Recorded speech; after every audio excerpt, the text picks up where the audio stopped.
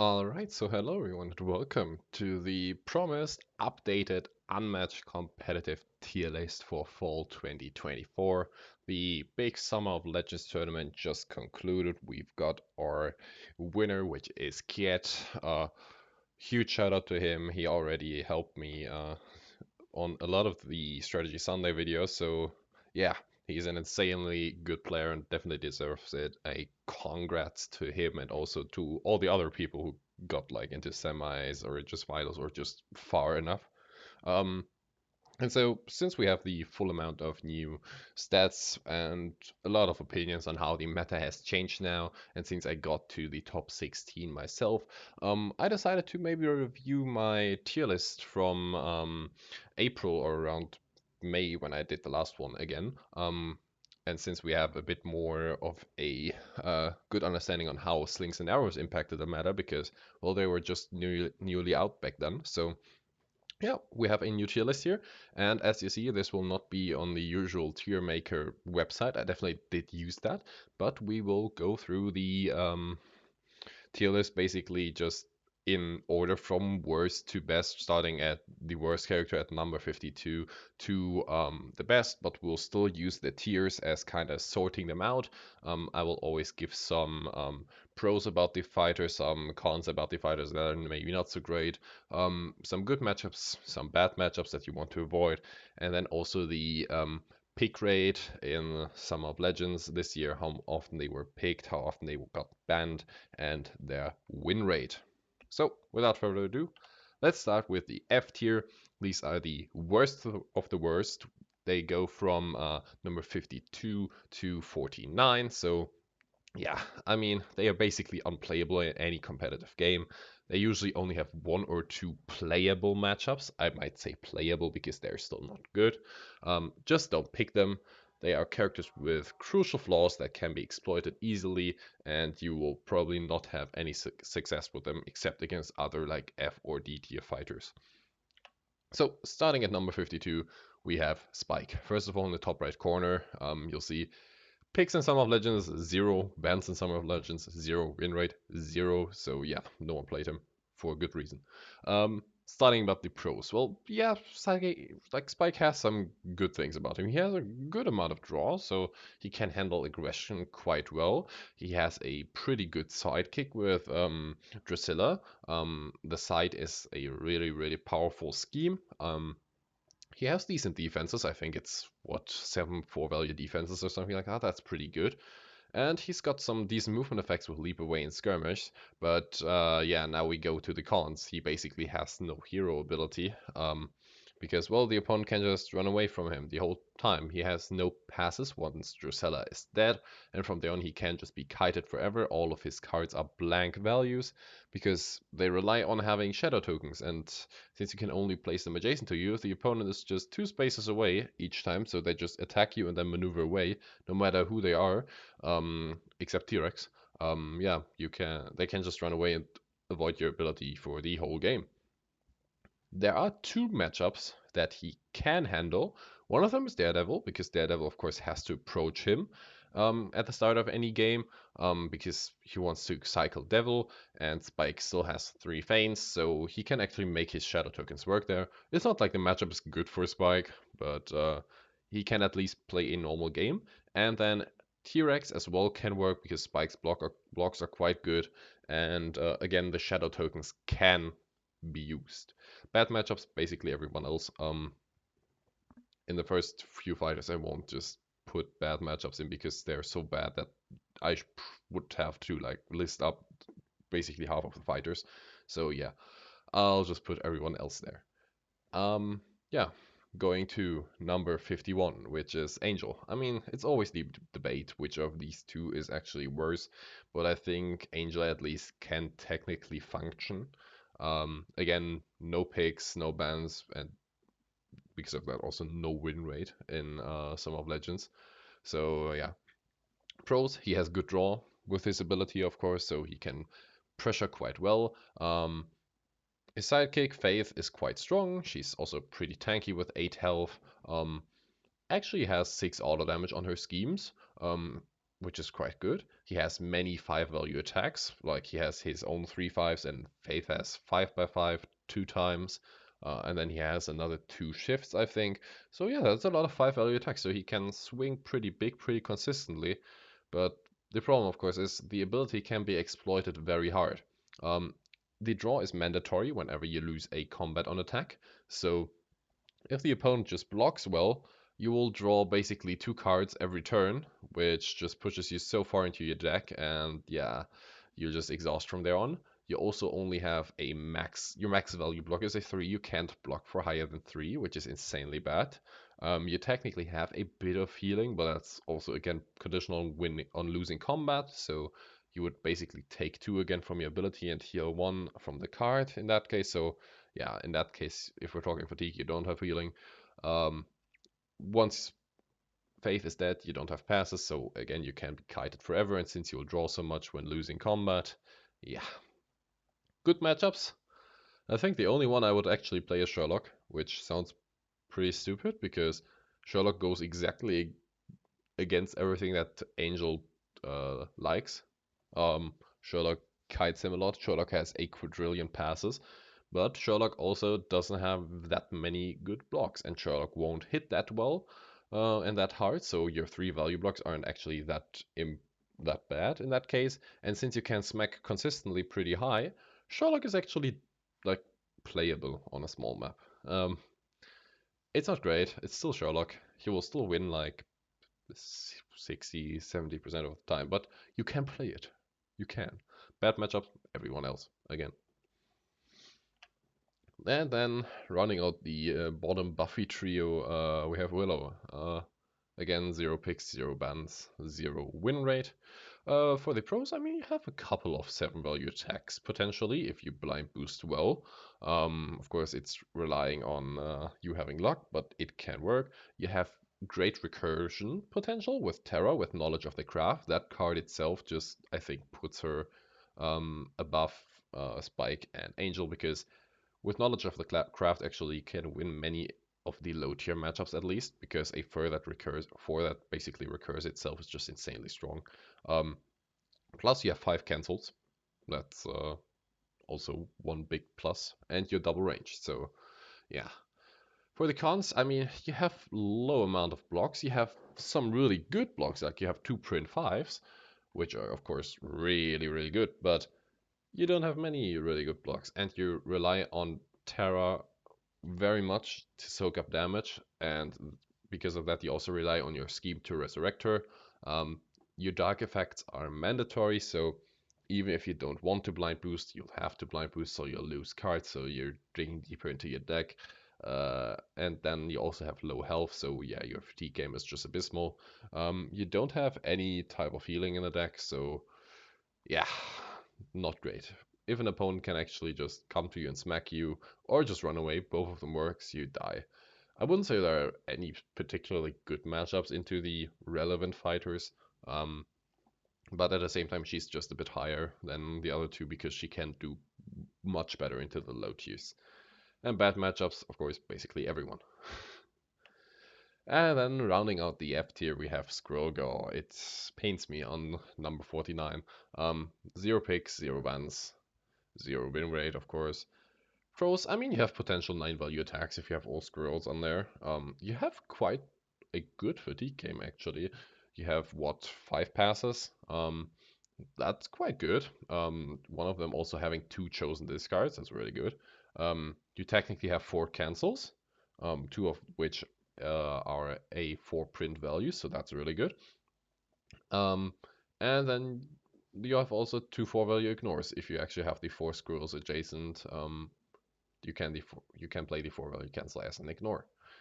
On the contrary side, I mean, the squirrels can't cancel. They're like just effect farm. Like if you're playing against maybe Little Red, she can just like farm her hands on them for passes, or Luke Cage can just farm Still Standing, or Daredevil can farm Devil of Hell's Kitchen, or whatever. If there's any nasty effect, She-Hulk with Omega level threat, like squirrels, it's insanely bad. You have a max boost value of 2. You don't have any 3 boosts in your deck.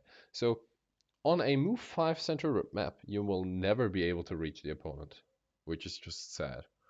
And then also you have only 13 health, so yeah, it's really bad.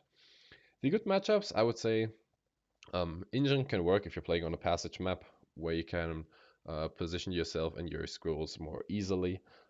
Plus, you can deny Engine from actually placing traps and returning his workers if you just block the whole zone with squirrels. And that's also the same reason why Wukong is actually playable, because if you just keep your squirrels adjacent to him, he cannot summon a new clone there at the start of his turn, so you'll actually be able to attack him a lot. And yeah, I mean, it's still not great, but it definitely can work. And then bad matchups, well, everyone else. So current tier list. This will be updated after every tier. Right now it's pretty simple. We just have the F tier down there. Nothing special. So let's jump into the D tier. These are fighters 48 to 44. They're still characters with crucial flaws, but they're not that bad. They can work in a very specific setup, on the exact right map in the exact same good matchup. They have one or two things going for them, but they usually lack a way to finish a game in most matchups, and they are still easy to exploit. So, I mean, I wouldn't pick them any time in any competitive game, but I mean, they're at least somewhat playable. Starting off, Cloak and Dagger. Teen Spirit's not looking good. I mean, zero picks again. I won't go over this each time now if there's zero picks. Pros, I mean, you have great combo potential. If the opponent has no defenses, you can just dump your whole hand into them because all of your attacks are 2 value. You have very good movement effects, which is quite nice. You have good board control because you have 2 bodies, so you won't have to do boost that much. You have many discards potentially with Cloak, so there is a lot of potential on them. On the other side, however, you only have 4 3 value boosts, so I mean, at the point where you have to boost, you can't really do it reliably. You have only 8 health each with no reliable healing. Yeah, sure, you have, what is it, the Living Light, which is just insanely conditional, and the opponent can play around it so well, but yeah, and Chosen Fate to, like, resort the health, but no direct good healing. You have no passes, so you'll always have to approach. And then your blocks are also pretty low value for only 8 health fighters, so it's really easy to kill one of them early, and from there on you just cry. Good matchups, I would say, on maybe Hanging Gardens or like your map. If you're on a small map, you can be pretty good into Yananga, because Yananga, of course, doesn't have cancels and usually blocks for 3. So um, it's you can farm your action gains or discards on her quite well. Um, Robin Hood as well can work because Robin Hood also doesn't really play fatigue. You have a good amount of card draw and you can farm discards on the outlaws quite well.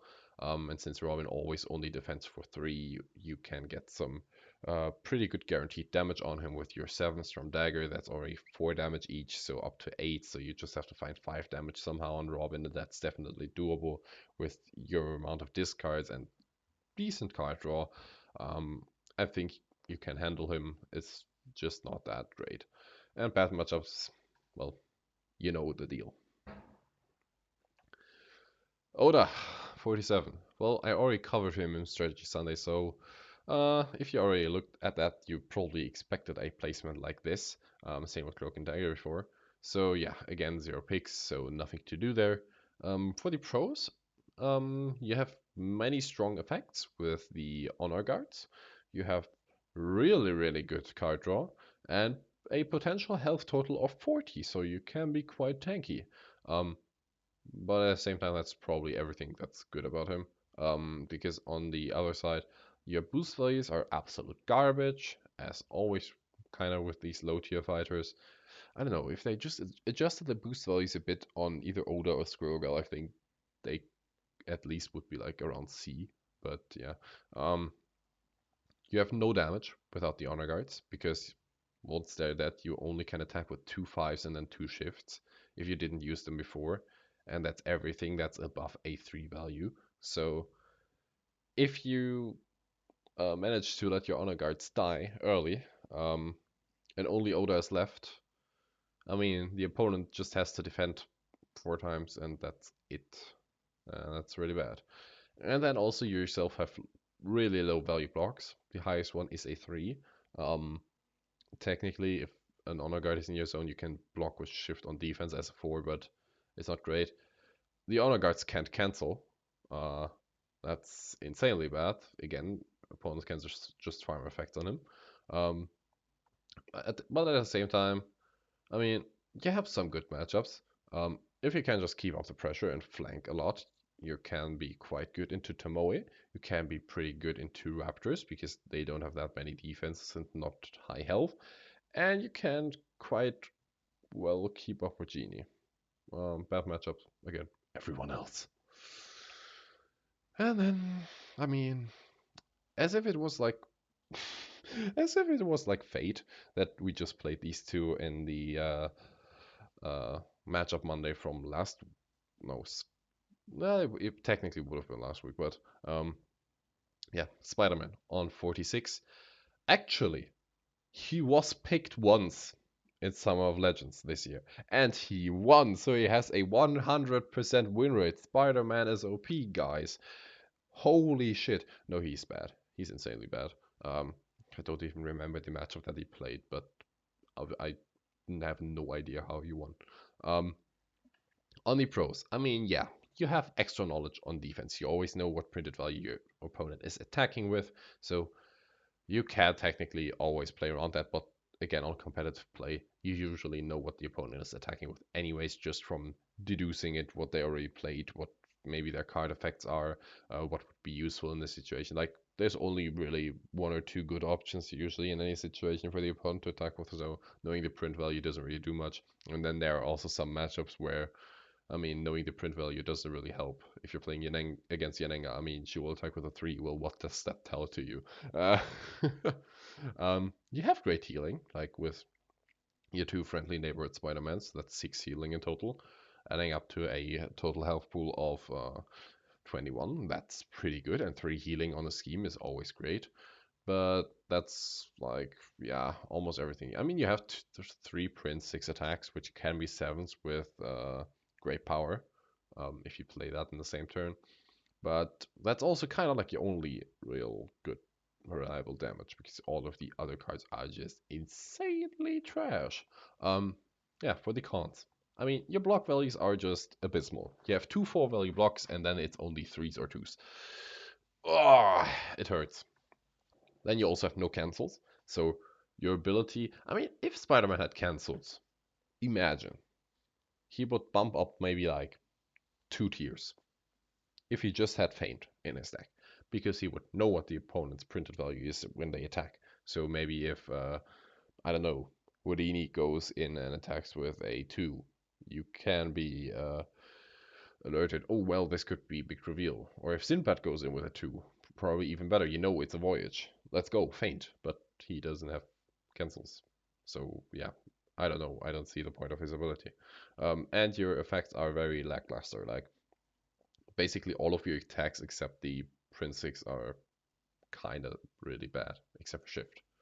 But yeah, everything else, like Thwip, is just a worse disengage. You have Disarming Shot, which exists. I mean, it's not great. Uh, and then, yeah, what do you even have otherwise to attack with? Not much. So, yeah, good matchups. I mean, Dracula can work.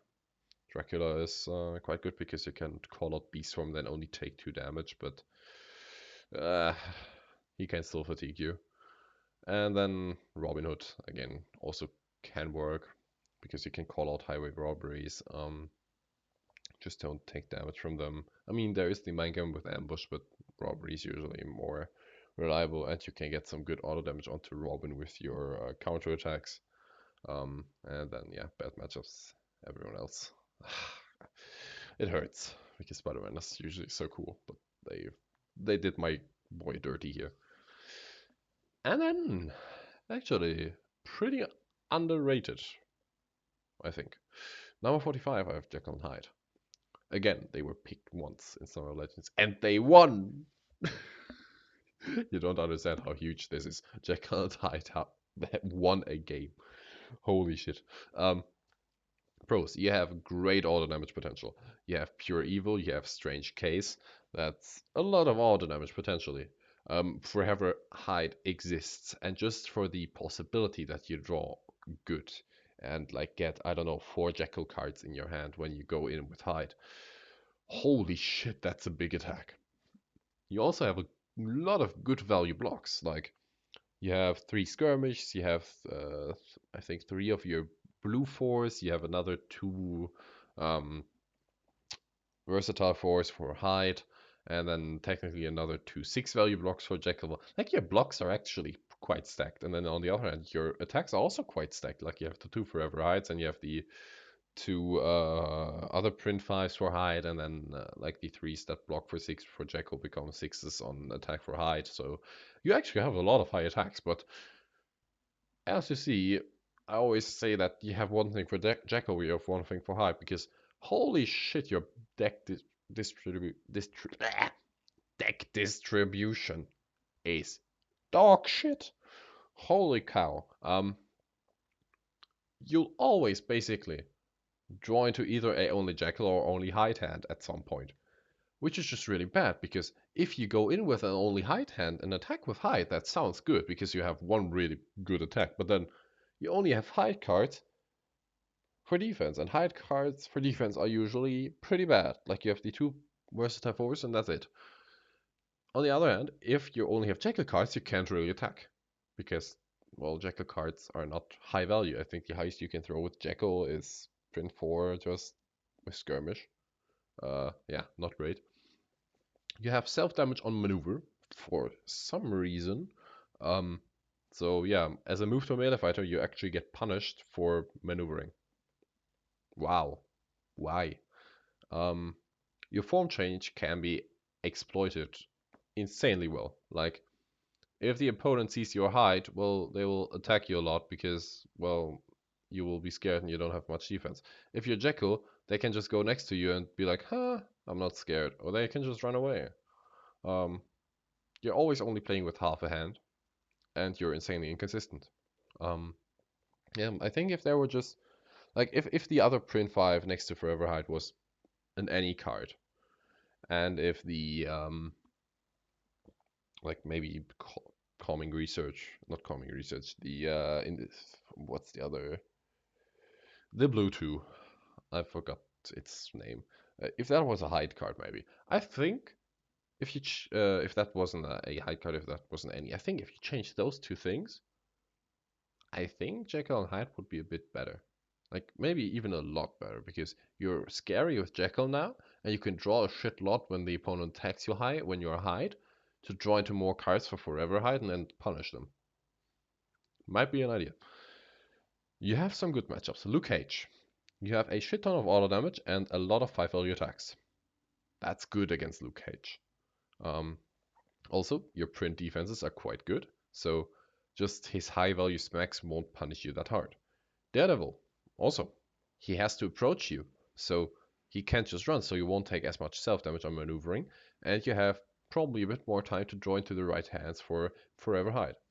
And Bruce Lee. Bruce Lee has 14 health, no healing, and only attacks a lot. It's not that he throws the biggest things, so you can actually deal with that quite well. Um, Everything else is pretty garbage, but I mean that's you're used to that in this tier. And then for the last one in D tier, we have King Arthur, who again was picked once in Summer of Legends and actually won. And I actually know the matchup he played against Achilles. Uh, Really cool. Like I think Bryden was it who played him. Oh my lord, such a legend. Um, Pros. I mean, you have really high attacks if you boost every time. And Merlin is a menace. He has 2 bewilderments, which is like one of the strongest defenses in game, and he can just be really punishing from range, throwing shifts or like the print 4 or skirmishes or whatever.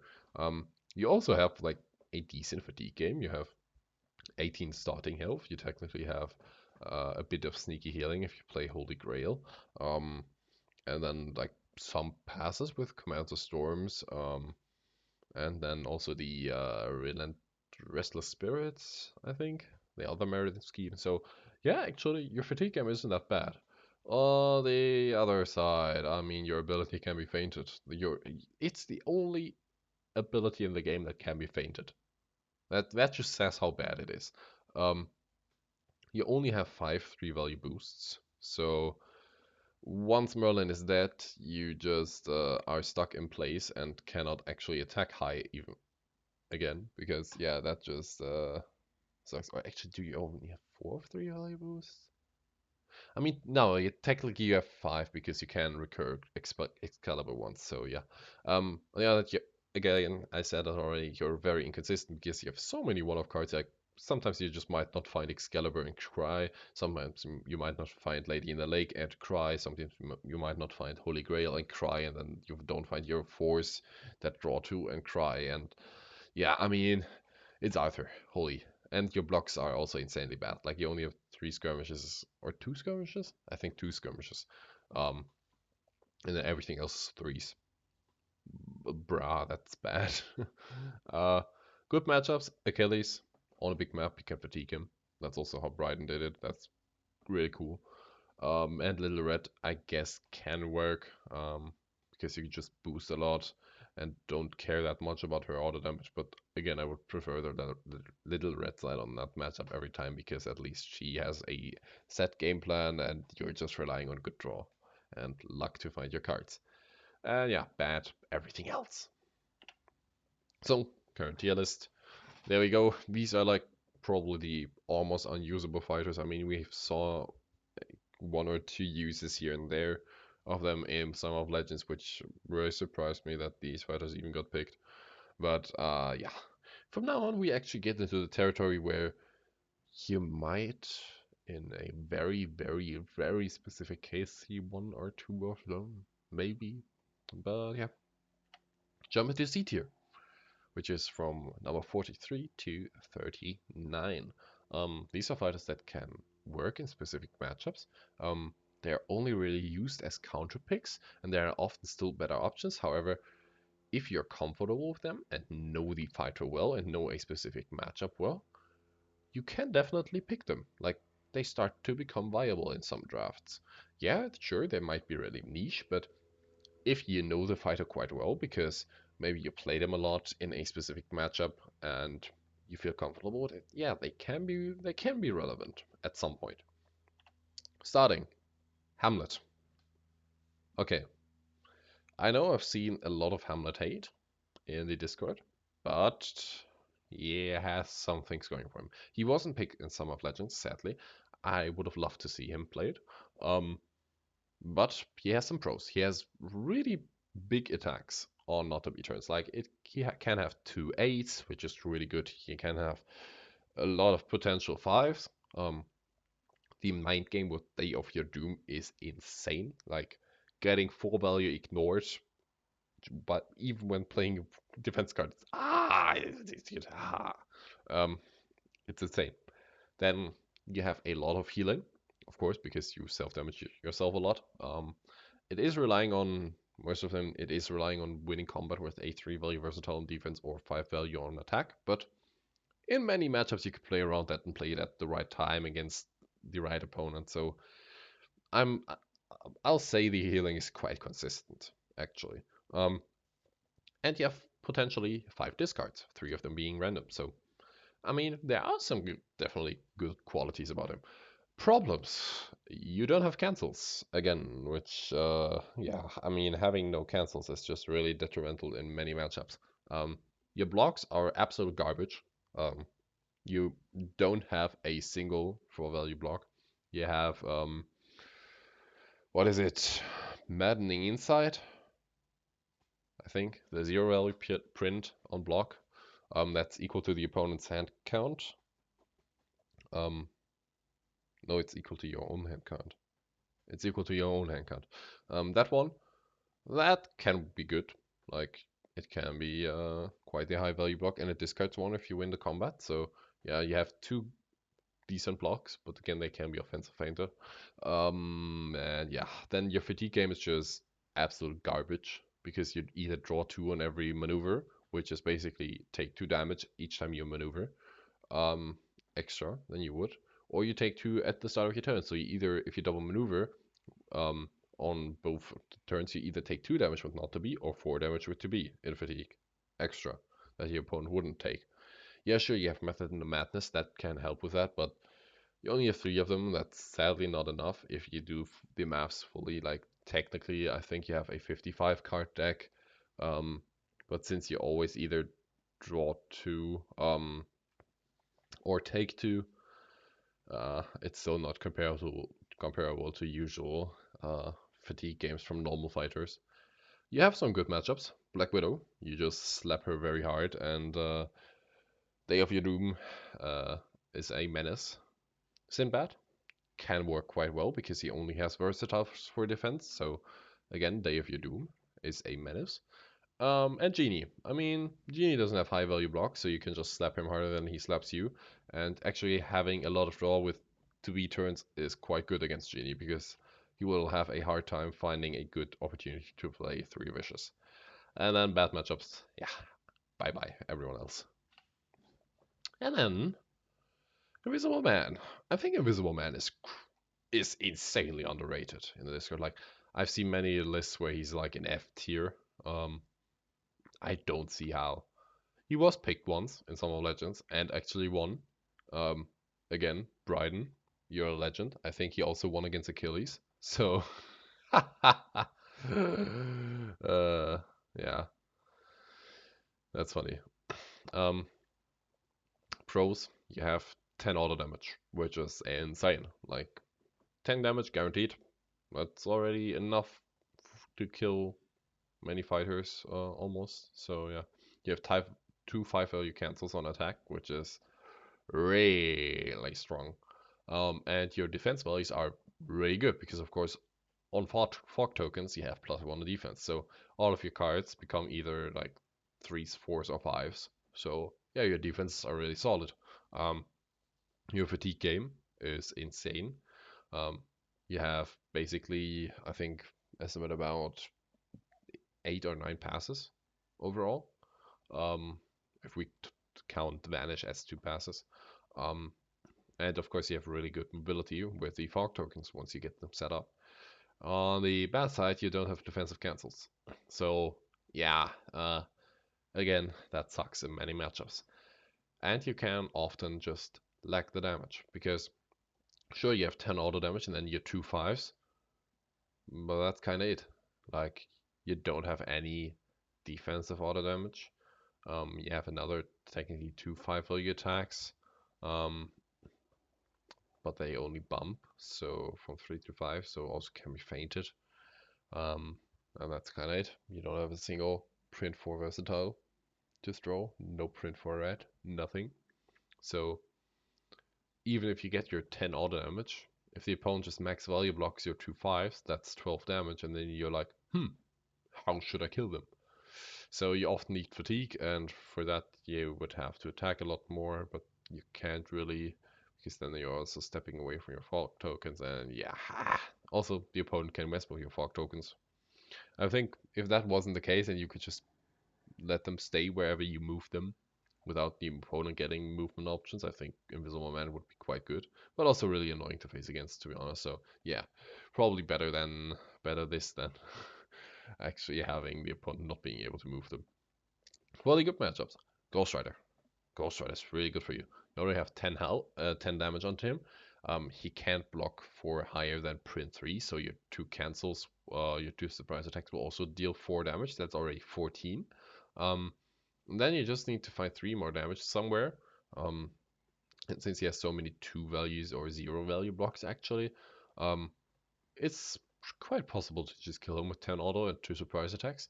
But again, you have a good chance to get additional damage, plus you will have a really bad time roaming through you when you're walking around the board with your fog tokens. And then Alice. I mean, I think many of us know the Alice matchup. Alice has 13 health. You have 10 auto damage, so that's already, she's down to 3 from the start of the game. And then if you only get 1 surprise attack over Looking Glass, she is basically dead.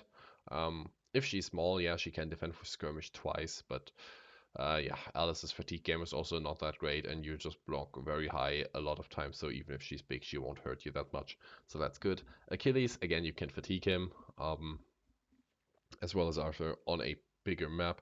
You're also quite good against She-Hulk. That's really relevant. If you surprise attack a Lady Justice, that is so juicy. Like 5 damage and no top deck discard. Holy. Well, you can just run away and fatigue her. Because if She-Hulk doesn't like a thing, it's approaching. Um, and then Luke Cage can also work. You have 2 print 5s and 10 auto damage. That's already 12 guaranteed damage on him. If you just get one other damage somewhere just by attacking with a couple of threes, it can work. It's just about Luke Cage not killing you before you kill him. And then bad matchups, I mean, basically everyone else. We'll get to the part where I don't say that every time in a bit, but yeah, for now we'll still have to deal with it. And at 41, hey, the Buffy set is complete. We have Buffy herself. Wasn't picked in some of Legends, sadly. For the pros, I mean, you can move through opposing fighters. That's really good if the opponent has a sidekick or even multi-sidekicks. Looking to you, Wukong. That's really good. Then many pings to deal with one health sidekicks, which is kind of like the theme of this deck. You're really good against fighters with one health sidekicks. And then also you have a choosable sidekick. Like from what we've seen, I think from the Geralt reveals for Witcher, he will have a similar mechanic where he also chooses X cards to be in his deck, depending on the matchup. And actually, also from a Witcher set now with Yennefer and Triss, which was just revealed, um, they can choose which of them is the hero, and the ability changes depending on that. And all of this started with Buffy because she can choose which sidekick she wants to actually play with. You have Giles, who is just really good support. He has 3 times insight, which is just chosen discard. It's insanely strong, and then 2 times draw 3, which can be quite nice if you get pressured. And then Xander is like more of the brawler. He has technically 2 6s with right hand man, and then another 3 red 4s, which is also quite good for attack to draw, because they also draw one. So yeah, just having the option of choosing the psychic depending on a matchup helps you a lot. On the cons side, I mean, you don't have many high value attacks just with Buffy herself, because yeah, sure, you have your 2 print 5s, but from there on, you basically always only attack with 4s, and some of them with Daring Strike even self-damage you if you lose. You have a low starting health with only 14. Sure, you have your 3 healing from Rapid Regeneration, I think it's the card, but again, you have potential self-damage with Daring Strike. And your blocks for your sidekicks, which is like the most important thing because you choose them specific for a matchup, are really bad. You have Skirmish, and that's kind of it. That's really sad. You have Skirmish and Feint, and they only have 6 health, so they die really fast. Um, so you don't get to use their cards that you specifically chose to have in this specific matchup. So yeah, from there on, she just crumbles. Uh, Potential fix, I don't know, sidekicks, 8 health, make them use their strength as well as an any card, and you're good. Good matchups. I mean, Injun is quite fine. You can just move through all of his workers and attack Muldoon a lot yourself. Sure, the traps are still annoying, but you have a lot of movement effects, so yeah, you can also move Muldoon out of the way when he comes to attack you. Um, so yeah, then Robin Hood, again, multi-sidekicks. Can work, definitely. You just get to Robin and then slap him. And Shakespeare as well. Like, as you see, oops. Uh, you just like the multi-sidekick characters that are not Wukong or Electra. Um, and bad matchups, basically everyone else. Shakespeare. Speaking of it, holy, I totally forgot that he was here. Uh, yeah, he was picked in some of Legends stats. We had a Shakespeare win. Shakespeare is so OP, 100% win rate. Let's go. Um, Pros. I mean, your line completion effects are hella scary. They're basically like Half of them are so fucking strong, it's really scary. You have insane combo potential with King for a horse. Like, I'll quote myself from the last tier list. He can do disgusting things with horses. I didn't intend to have that line be in there and it being so funny, but it's so cool. Um, and of course, you have good board control with your four bodies. And of course, just setting up threats from your line also helps you a lot. On the con side, like, your blocks are so bad. Uh, if you're playing against a ranged fighter, you don't have a single four value block. You only have two threes, and from there on, you only have twos. Like, what the fuck? You have no schemes. Like, you always have to approach and boost and lose value because you're a move to melee fighter. And the opponent can mess with your line as well. If they see, oh, you have four syllables in there, they just go ahead and slap you. Because then either you have to take it to keep, like, maybe your horse online, or you play something and then you can't play your line completion effect for horse again. And then also one thing I didn't mention here, you have only 13 health, which also like ties in with the bad blocks really well. Like, you just die from 3 or 4 good attacks. Like, why?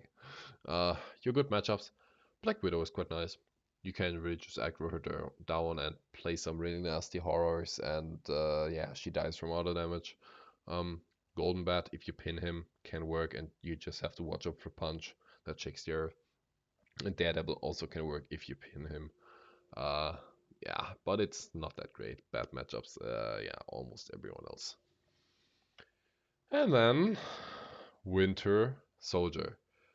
This is the first one where we actually have a lot of picks in Star Legends. He was picked 12 times, which is kind of like mediocre.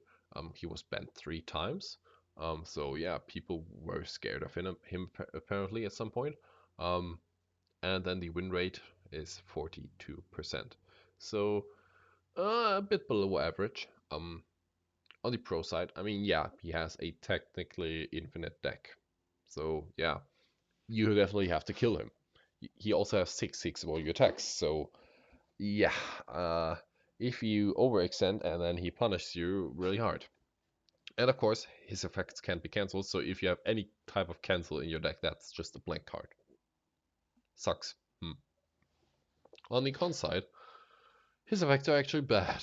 Like, you don't want to cancel his effects because his effects are good for you. He either gives you a draw, or he lets you move, or he discards 2 random cards from himself. Huh? Um, then he's insanely inconsistent. Like, he is probably even more inconsistent than Arthur. I would dare to say Winter Soldier is the most inconsistent character in all of Unmatched.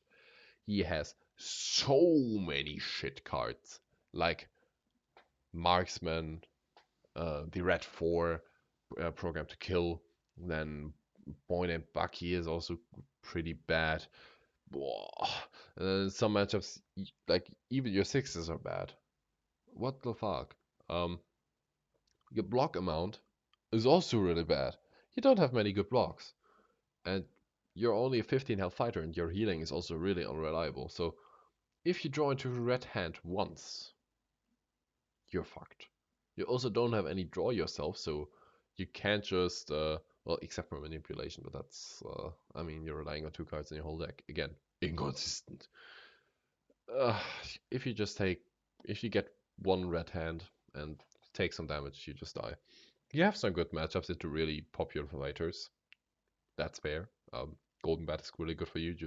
You just don't boost, complete the mission and just deal damage back to him and then slap him harder than he slaps you.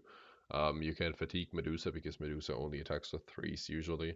You can also fatigue Wukong because you don't care about losing value with boosting or discarding cards or taunting after. You can just get rid of all your reds.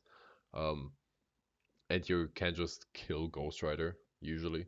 But at the same time, I wouldn't feel comfortable playing Winter Soldier into any of these matchups. You ask why? Well, because with many characters, if I had any other character here against them, I would know, okay, yeah, I have a good matchup. I know my cards are good against them. and I will probably just win 70% of the time. With Winter Soldier, I always have the feeling, well, yeah, I could play him, but it's a 50-50 chance. Either I get good draw and just absolutely fuck them, or I get bad draw and still get fucked even though it's a good matchup. So for me, personally, I never pick him. I'd never pick him. Um, yes, if you just look objectively at the strength of the character and what he can potentially do, Winter Soldier should be a lot higher. But for me, for an actual tier list, how often you would want to pick him in a competitive setting, I think he's down here. Maybe even worse, to be honest. Because maybe it's just me, but I might prefer picking Buffy or Shakespeare over Winter Soldier just because with those I know what I'm doing. I know what I will have to do. Like Buffy, even though her cards aren't that flashy, you at least draw quite consistently. Um, you have your set thing that you know that you'll always get. And with Shakespeare, you can always at least do something with your line. With Winter Soldier, yeah, you're just fucked half of the game. But yeah, maybe that's just me.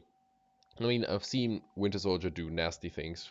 Maybe Phantom, for example, in the what was it? I think Summer of Legends last year semifinal.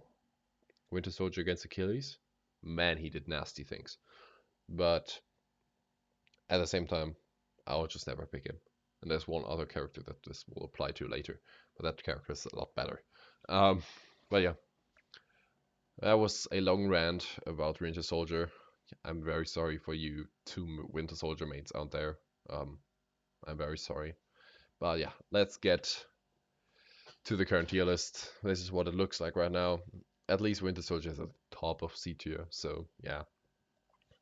Now we get into C plus, which, as you see, is like it can work. Fighters 38 to 33. They are definitely good counter picks. What I mean by that, if your opponent has like one or two decent matchups for you, you can just go with them last pick and really fuck them. Like they fighters in this tier usually excel in one specific thing. They do one thing better than everyone else, but that's only one thing, so it's very specific. They have a couple of really good matchups into the meta, but it's still a bit niche. But you always have to keep them in mind when drafting.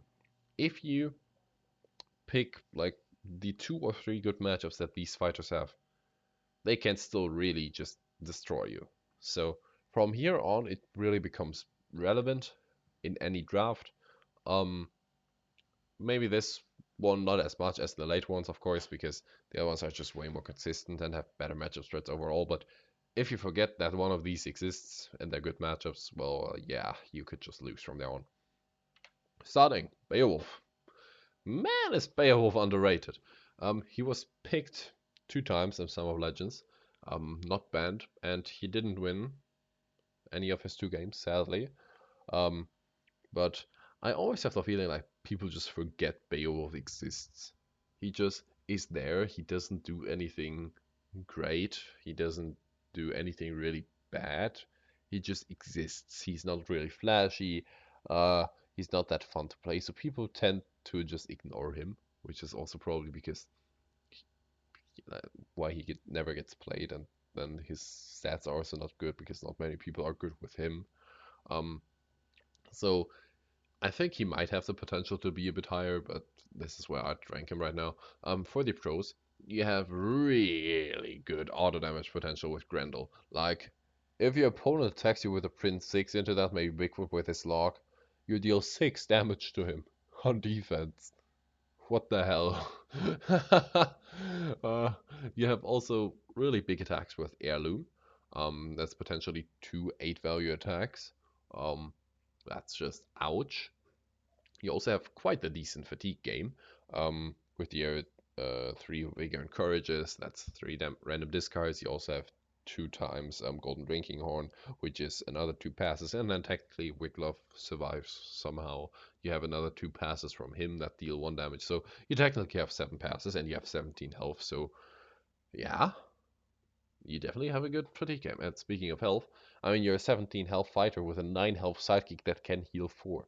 That's a total health pool of 30 that you will probably have every single game. That's really good. Like, that's a lot of health. Um, Cons, you don't have many blocks. Not at all. You only have 12 in total, which is really bad. Um, If an opponent can just attack you a lot, you will have to take some undefended hits. In which case, well, yeah, you get rage, I guess, but taking 5 or 4 damage just for one day rage is usually not worth it. Um, and also, many of your cards are just useless without rage. So if you don't find your vigor and courages, which is like the only way for you to gain rage without interacting with the opponent in a combat, um, if you don't find them, the opponent might just be able to run away and chill, or just attack you and chill because you can't play Grendel on defense. Or, well, you can, but it won't do something. You also then can't counterattack with Heirloom.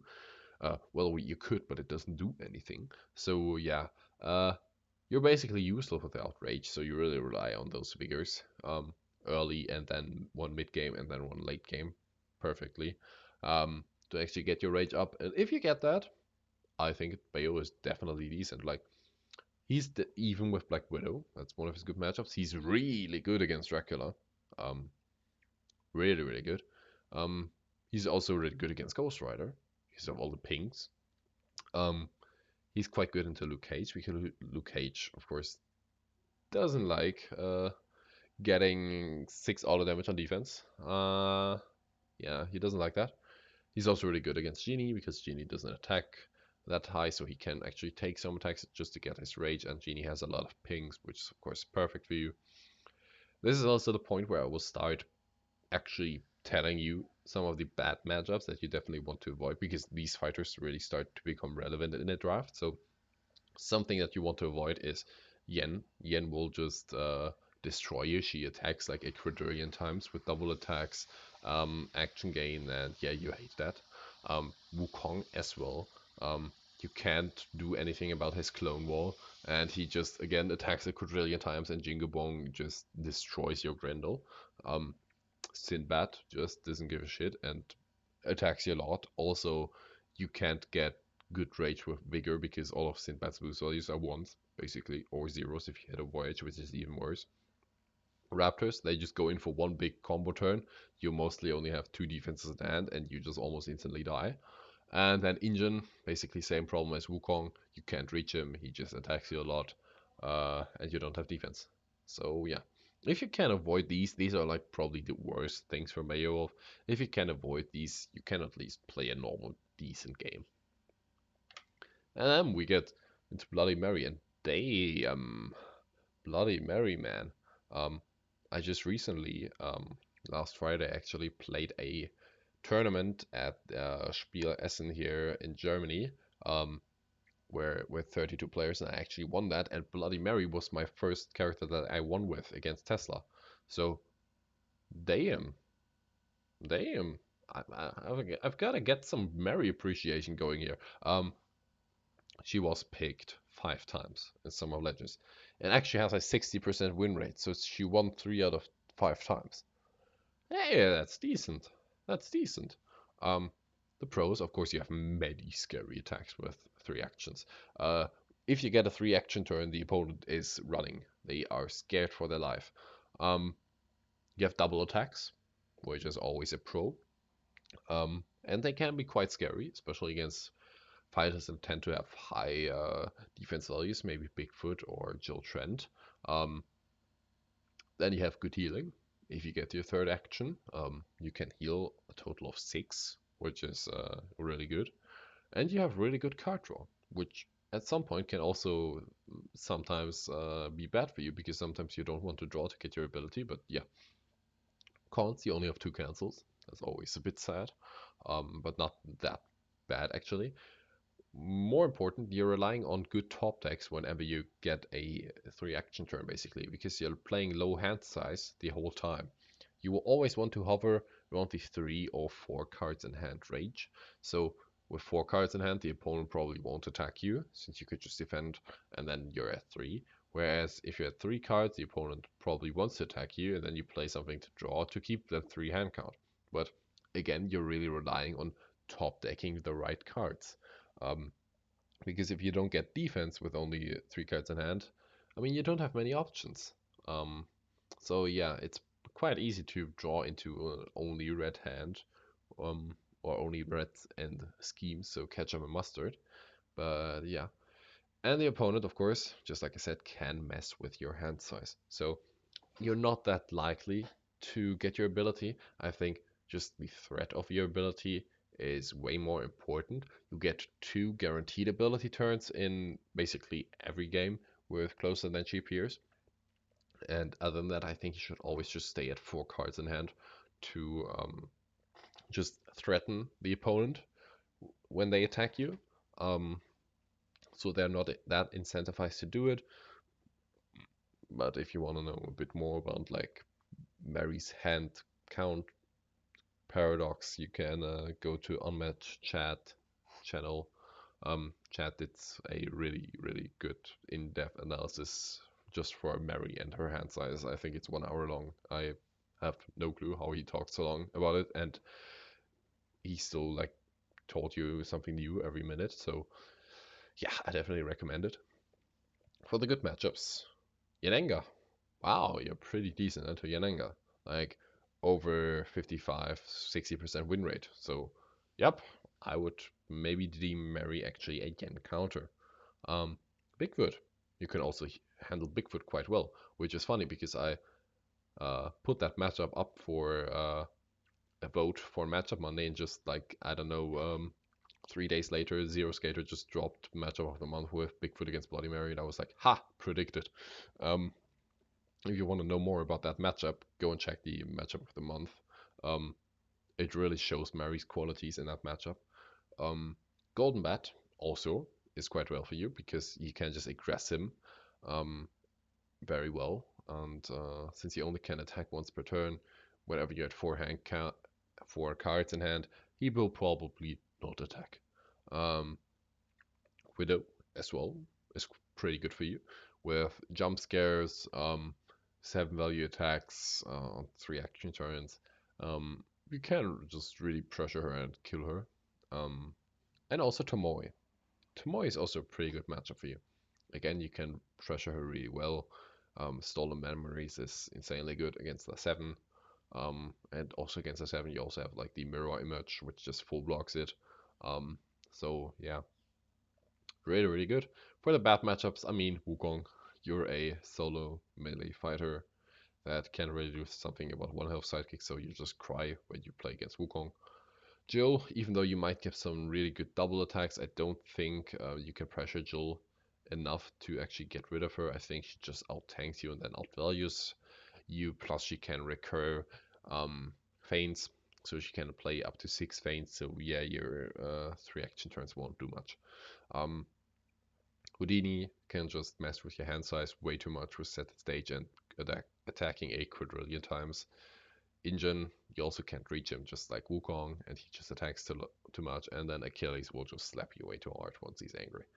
So yeah, those are the bad matchups, but if you get like Yen, Bigfoot, Golden Bat on the opponent's draft, which is quite likely because they're really meta-relevant fighters, like go Mary.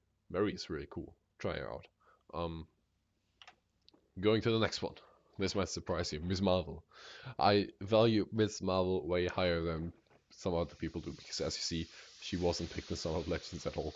I can't see why people just have that negative connotation with the Teen Spirit set that it's just all garbage because of Cloak and Dagger and Squirrel Girl. But Miss Marvel actually isn't that bad. On the pros, you of course have great mobility with your ability hop. You have reach, which is always great. I think reach is insanely underrated. It's always great against melee fighters because you never get double attacked. And sometimes it's even better than being ranged because against ranged fighters, you can sometimes just attack them from out of their zone. So they also can't double attack you. That's just insanely good. You also have really good draw. and many high value attacks, especially if you're out of the opponent's zone. You can attack with a 8 value attack with big windup, which is really good. But on the con side, I mean, you again always just block for 3, except if you play in a big and defense and are more zones, then yeah, you have 3 6 blocks, which is technically insane, but I mean, not that likely. Um, you have low health with 14 health as a solo fighter, and you're insanely map dependent. I think that's the biggest flaw of her. Plus the fact that the opponent, of course, can always position in a way where they can like rule out certain effects are happening. Like maybe if they're scared of Embiggen, they can just go into a tri-zone space and are like, ha, you can't play that. And if they're scared of maybe big windup, they can just go into a space that's just in a zone that has 2 spaces with the same zone around it the whole time. I mean, that's not on every map, but that's again why I'm saying very map dependent. But on a good map, Miss Marvel is a menace. Holy. Good matchups. Daredevil. Daredevil's really good for her. Daredevil is just running away, and you can pressure him really well. Um, Engine is also quite good for you because you have a lot of movement and teleportation effects. Plus, your reach, of course, helps you get around the worker blockade and actually reach Muldoon. Um, Moon Knight, I would also say, is quite good for you because you can really pressure him quite well in the Moon Knight form, so he won't attack that much with Khonshu. Um, Genie can also work. Um, you can attack pretty high. You have a good amount of draw. You have 3 discards. So you have the tools necessary to deal with Genie. Only problem is, of course, you're at 14 health, so you just have to watch out for that 1/3 wishes turn. But from there on, you're good. And then bad matchups. I mean, Bigfoot. It's Bigfoot. What do we think about Bigfoot? Bigfoot has 5 cancels, so you just cry. And he slaps with 3 6s, so you just cry. Achilles also slaps you way too hard. Luke also slaps you way too hard. Jill Trent just runs away and chills because her blocks are insane. You won't deal her that much damage. And She-Hulk just doesn't give a shit. Like it's She-Hulk, she has 20 health, and she'll just throw you to death. And the 5s are guaranteed, except against Fate. So you cry. But other than that, I mean, Miss Marvel is decent, especially on her map. There are many more matchups, maybe Golden Bat or probably also Little Red or something like that, that I would consider being even on Miss Marvel's map. On her map, she's actually probably, I don't know, around B, maybe B plus, maybe, but only on her map. So that's why I'm putting her a bit lower. And then 35, we have Bullseye. Bullseye is a tricky one because he was picked 3 times in Summer of Legends. He won 2 of those games, so 67% win rate. Ahoo. Um, Bullseye is a really tricky one because he's basically the definition of this tier. He excels in one thing, which is attacking almost every single turn. He has a shit ton of draw. His reach, of course, lets him attack from 5 spaces away, so you cannot hide. Like on many maps, he can just sit in center and attack every single time. Always. There's no way for him not to attack.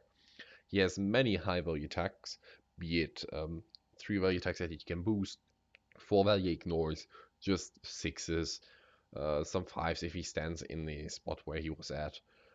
It doesn't matter. He has insane pressure just due to his draw and being able to attack every single time, so that's definitely his win condition. On the other side, his blocks are dog shit. I mean, he only blocks for 3 every time. He is a 14 health character with no healing, so if you just slap him enough, he will crumble and then die. And he's pretty reliant on his scheme, which of course draws him 3 when winning combat, which is the last bad thing about him. He relies on winning combat a lot, so fighters that can like block pretty well and just block the first attack, well, you won't have much chance dealing good damage with the second one then because you didn't win combat yet. Yeah, sure you have for my next trick, which can gain an action to play around that, but That's also only, I think, two times in the deck, so yeah, it's not that great. However, you have some really good meta-relevant matchups. Uh, Doctor Strange. Just having a good matchup against one of the best characters in the game is really important. Then Yanenga, which is again so important for the meta. Engine as well in drafting with bans, always important. So if you get these three on the opponent's lineup, which is not that unlikely, holy shit, Bullseye is a menace.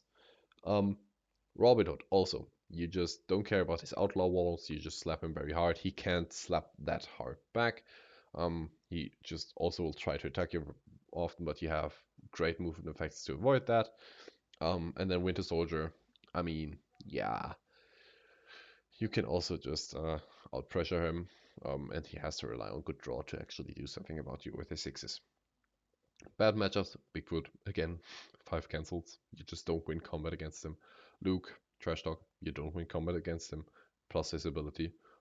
Tomoe, just too many good blocks, plus if you warp away with your movement effects, you take damage, and you don't want to take damage on a 14 health character without healing. Little Red, taking damage whenever you attack her, not great. And then Sinbad just doesn't give a shit. He has equal amount of draw as you. He can always reach you as well, and then just slaps you to death. Because you also only have 2 feints, which I forgot to write on the con section, but yeah. Settler. Damn, Settler appreciation. Ito will love this. Ito will love this. 34, Settler. She was picked 8 times in Star Legends and also banned 2 times, so apparently people were scared of her 2 times. And she had a 38% win rate, which isn't great. Yeah, but still, she was totally picked 10 times and 2 times banned, so yeah, yeah, that's some decent potential. Um, for the pros, I mean, she has 10 auto damage. Holy, that's a lot. That's Invisible Man level. So yeah, she has insane survivability. Like she can handle aggression like no one else. What does she have technically? 3, 6, 15, 21 healing. What the fuck? She also has really good card draw. So yeah, I mean, if anyone aggressive plays against her, they cry. On the other hand, she can run low on insight once Malcolm is dead. Um, Plus, she has very rough time against fighters with additional cancels because basically all of her attacks are print 3 or lower. So yeah, you hate cancels. And you have no passes! Woohoo! You have no fatigue game! So that's her biggest weakness by far. Um, you don't have single pass, and you rely on the opponent to approach you to get some good auto damage with something like violently. On defense, just the opponent being adjacent to an inside token. So they just kill Malcolm and then they run away for the rest of the game and you cry.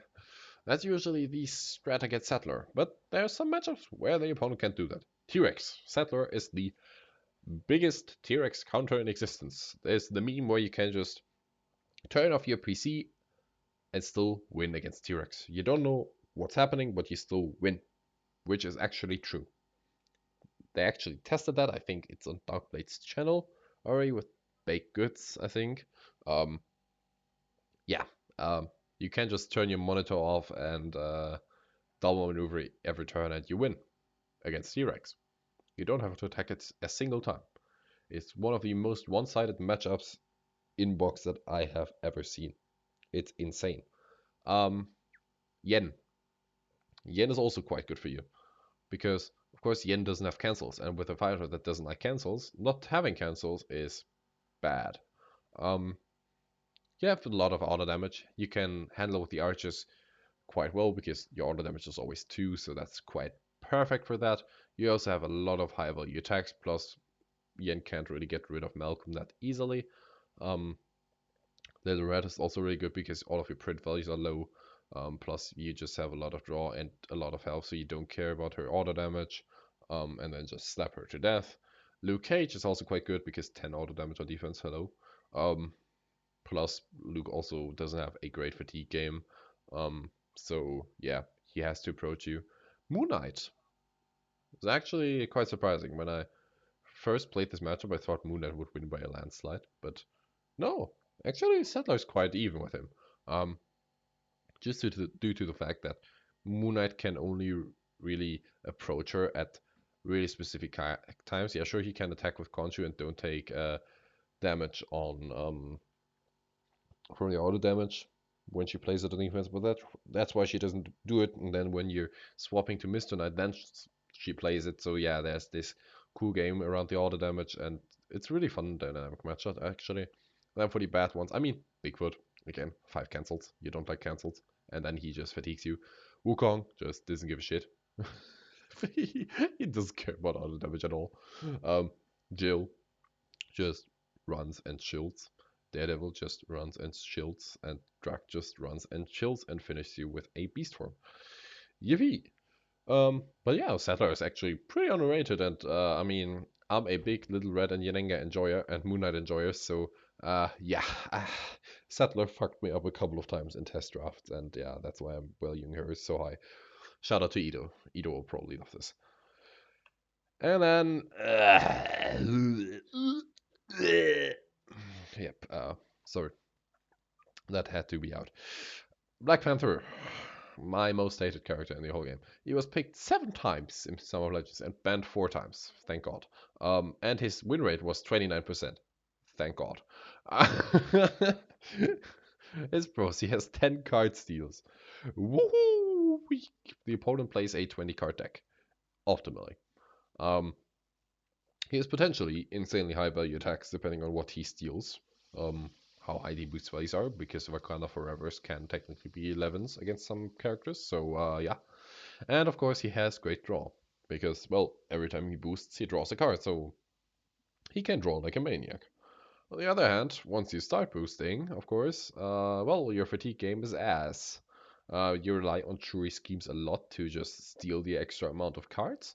And you're very, very inconsistent because, well, again, you rely on Shuri schemes and you rely on having good steals with good boost values, and you also rely on stealing good cards so that the opponent just doesn't kill you.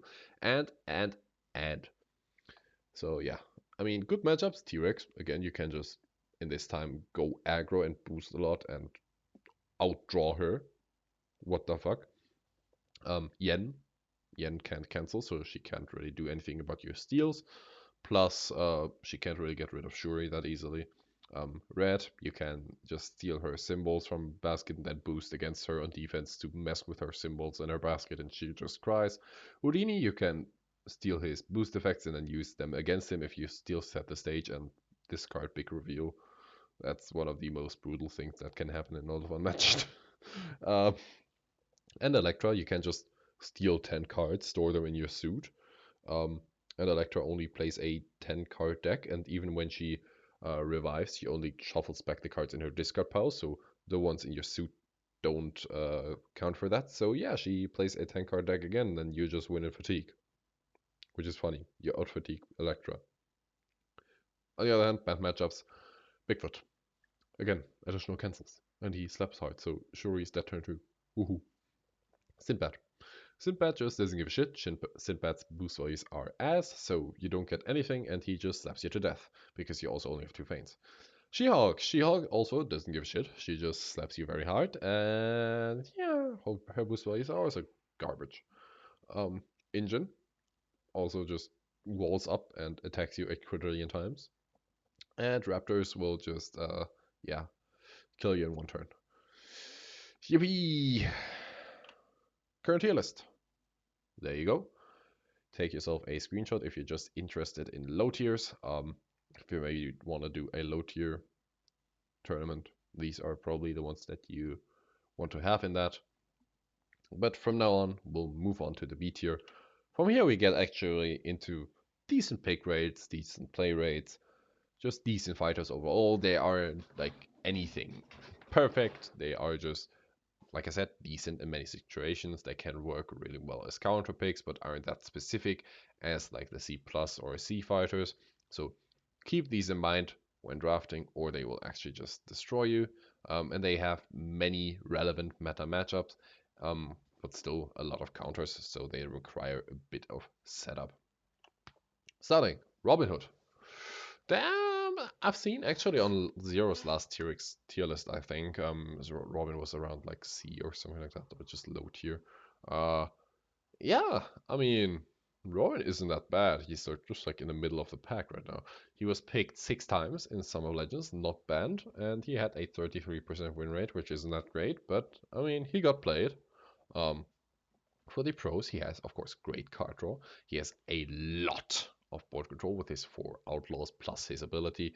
Highway Robbery exists and usually is like 8 auto damage, and the mind games that Highway Robbery like does it's insane. Um, he can hide behind his outlaws really well and just attack every single turn, just because of his ability. If you get map with Robin, there's a Robin spot, how we like to call it, a move to range center. You can attack every turn, chill, hide behind your outlaws, and that's really good. On the other side, you have very bad blocks. You always defend for 3 or lower. You don't have the highest attack values, but you attack a lot, so that's actually not that bad. But if the opponent can keep up with a draw, and just have a lot of 3 value defenses, yeah, you don't like that. And you're of course vulnerable to pings because you have 1 health sidekicks and you are already at 13 health without healing, so any damage is bad. Good matchups. You're pretty good at Wukong, which is cool because you have high boost values. You can boost against Orcs quite well. You have Wily on defense, which just ignores Jingle Bong. And then, of course, you have a lot of bodies, so you can just pin Wukong, and he can summon clones. Then Highway Robbery just is a menace against his ultimate defenses because the ultimate defenses don't do anything against them. And you can attack him a lot. And Wukong doesn't have a lot of good defenses. So yeah, Daredevil also works. I mean, you just aggress him very much, and yeah, he can't really handle that because he doesn't have draw.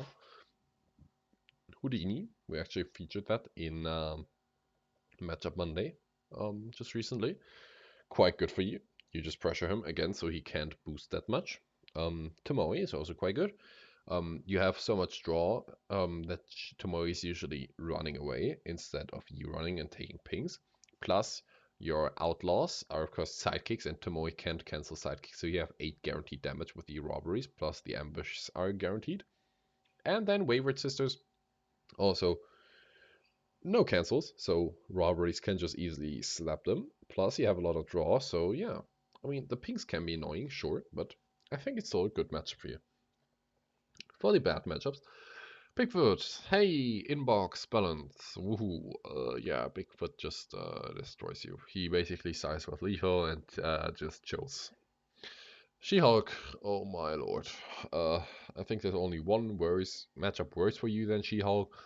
She just discards a quadrillion cards from you. Your boost values will bump up Lady Justice to an 8, and she has 20 health, so she can't kill her. You can't kill her. The only matchup worse is a Luke Cage. Because the funny thing is, even if Luke doesn't defend every single attack you throw at him, you just barely kill him. Like, you have 3 fires, which is a total of 6 damage. You have another 2 disarming shots, which is another 4 damage, so that's 10. And from there on, you only have 3s. So, even if he doesn't defend the whole time, you still have a hard time to kill him. So, imagine what happens when he does defend. Plus, Misty is annoying as fuck. Yen, Stallion Charge, Menace. Yeah, she just outvalues you, and you can't kill her. She has too much health. And then Tesla just goes and kills you.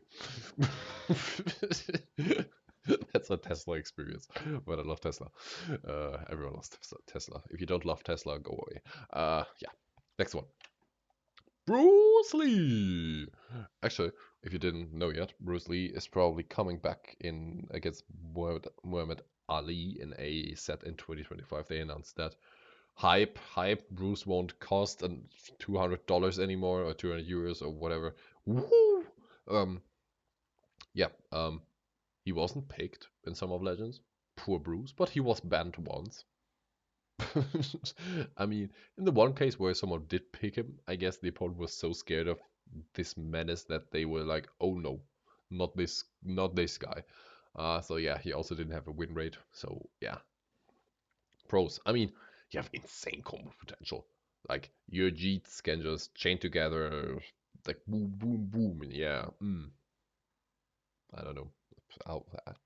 Will I cut that out? No, I won't cut that out. But and of course, you have a lot of pressure just due to your combo potential, and the opponent is always scared of that.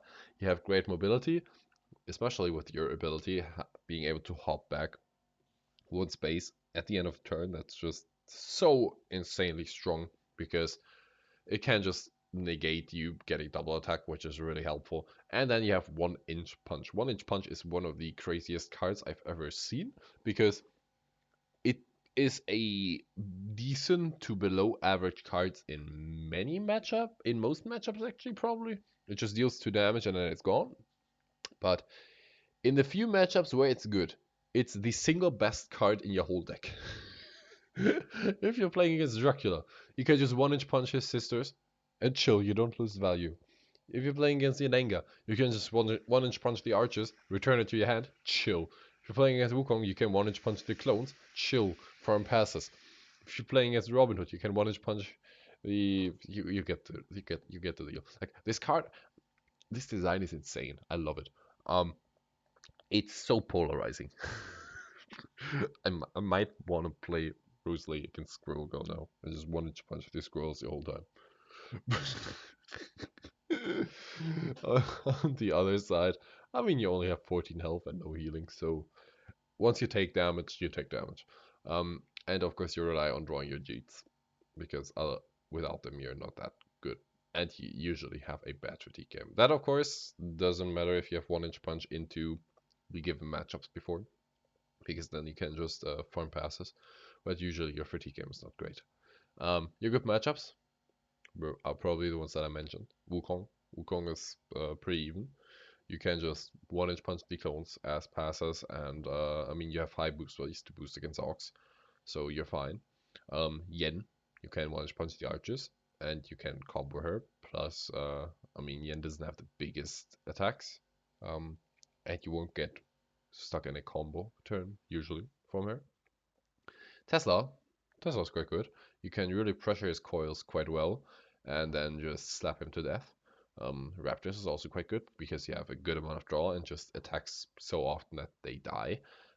Rex, same. You can just out pressure her. And Winter Soldier, I would say the same. Bad matchups. Bigfoot. Hey, I don't know how often we will see Bigfoot in these low tier bad matchups. Um, Bigfoot is just such a menace. 5 cancels, and you rely on action gain G. So yeah, I guess you know where that's going. She-Hulk. She-Hulk just doesn't give a shit. She just throws 5 cards at you and you're dead. Luke cancels and slaps you with 6s and you cry. Achilles just doesn't give a shit, it slaps you hard. Tomoe slaps you even harder and pressures you. And then Injin, well, you can't reach Injin. I mean, yeah, technically you can 1 inch punch the works, but Muldoon will just don't give a shit and just attack you a quadrillion times. Yippee! Yeah. And then number 30. It's so good to see her here. I love Alice. Alice! Woohoo! 5 picks in Summer of Legends, 60% win rate. We love to see it. We of course know Alice. She's one of the first ever Unmatched set. So if you don't know Alice, what are you doing? Um, Alice is cool. Pros, of course. I mean, you have insanely big attacks. I don't think there is anything that's coming close to the satisfaction when you hit a 9 value maximum foe. It's so juicy. We just played Alice versus Any Christmas the other day, and damn, I got 1 9 value maximum early onto Charlie, and oh, it was so juicy. Okay, enough modding. Jabberwock is a damage machine. Like, he's one of the scariest sidekicks if it just comes down to damage. Like, holy shit, dude is a menace. Also, you have great defenses when small, so yay! And you have a lot of mobility because half of your effects of your cards are movement. So yeah, that's cool. Plus, you have great boost value, so you probably can almost always reach whenever you like. On the bad side, you have low health, 13. You can be inconsistent with your size changes, If you don't draw size change cards, you're stuck in one form, or if you only draw them, you might be forced to change when you don't want to. You have no area of effect damage as a move to melee fighter, so yeah, 1 health sidekicks and you cry. um, and of course, you rely on Looking Glass usually to heal, because just having 13 health and when you're big, you don't have the greatest defenses, so you take a bit of damage. Um, you rely on Looking Glass, so if they are buried or the opponent cancels them, um, it's just such a huge swing from there on. So yeah, good matchups. Moon Knight. Ah, you can just slap the shit out of Moon Knight. It's so funny. Um, Luke, you can slap the shit out of Luke. It's even funnier.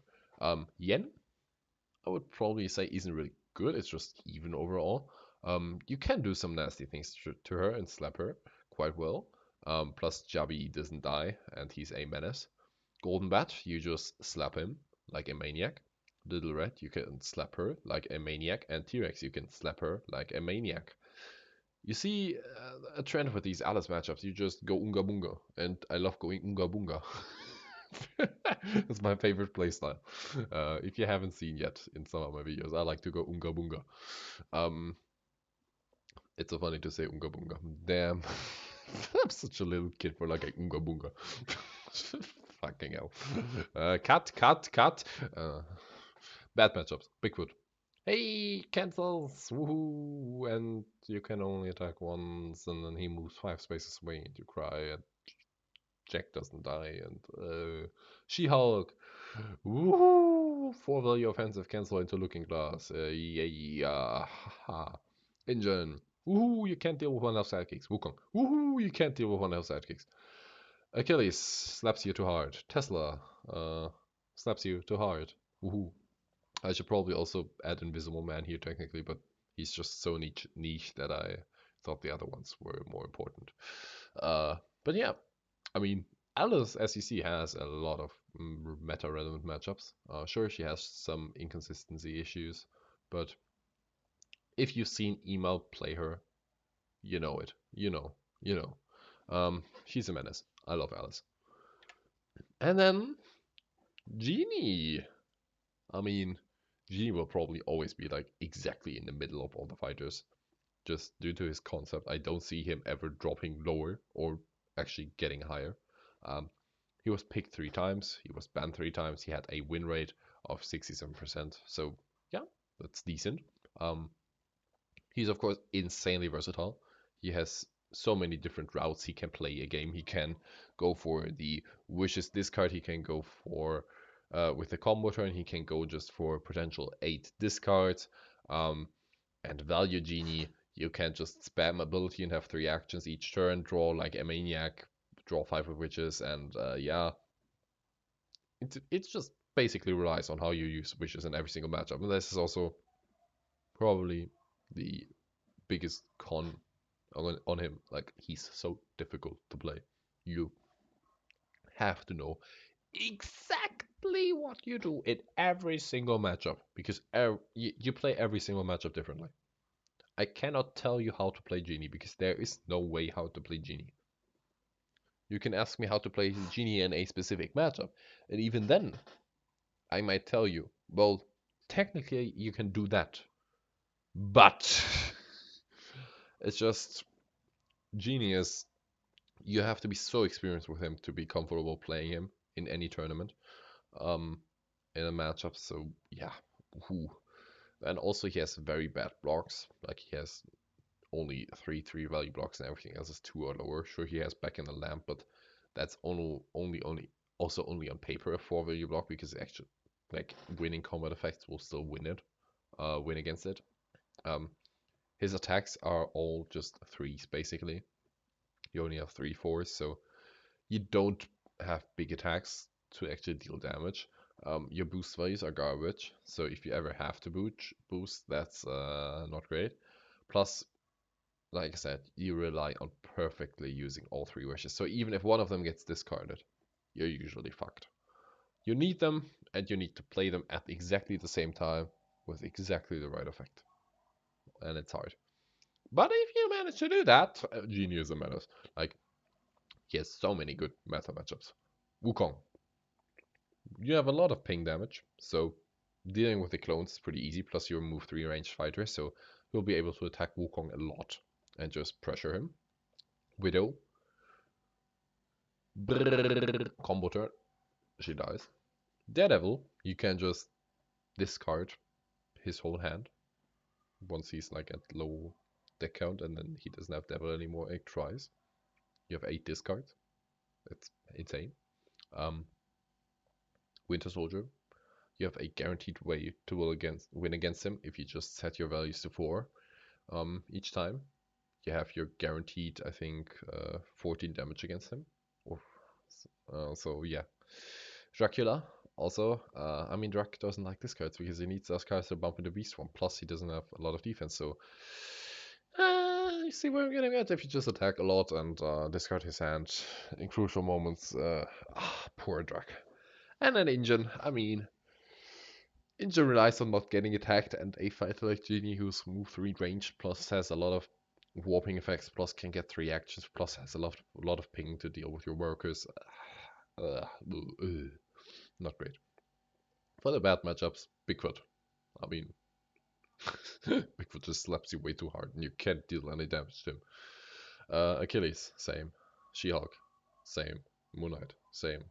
Luke, you cannot deal damage to him. Golden Bat, just runs away and chills.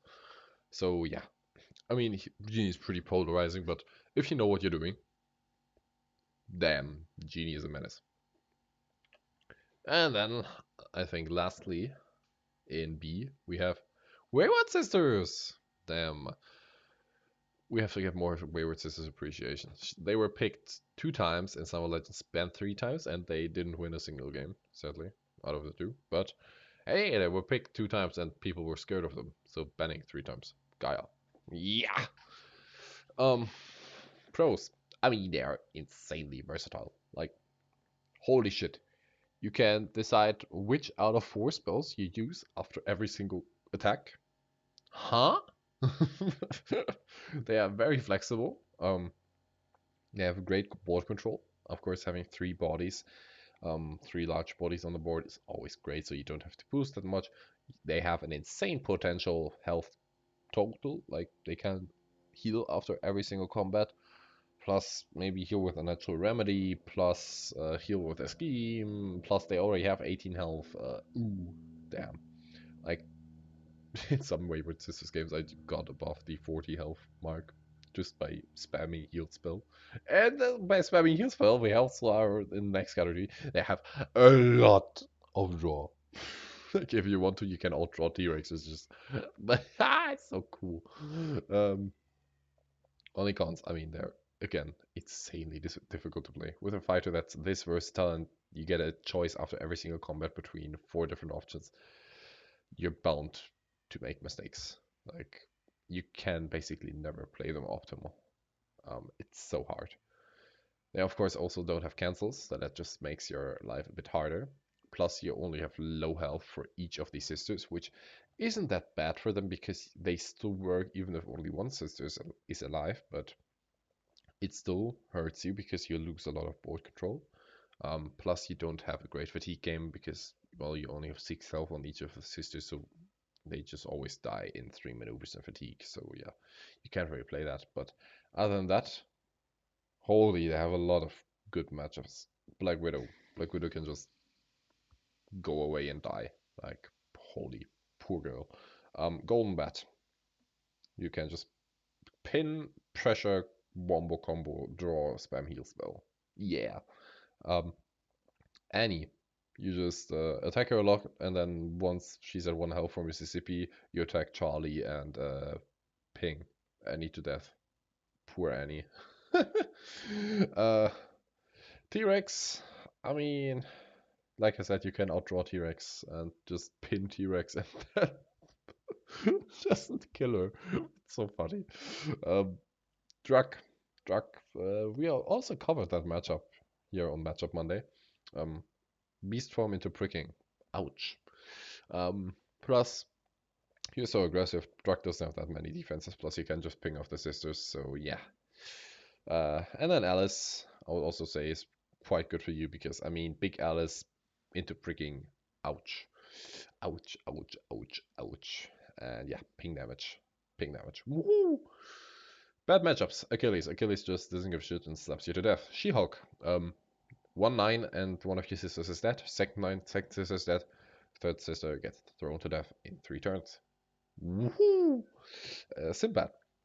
Sinbad doesn't give a shit and just attacks you a quadrillion times before you just because you don't have cancels. Sattler doesn't give a shit. You don't have cancels.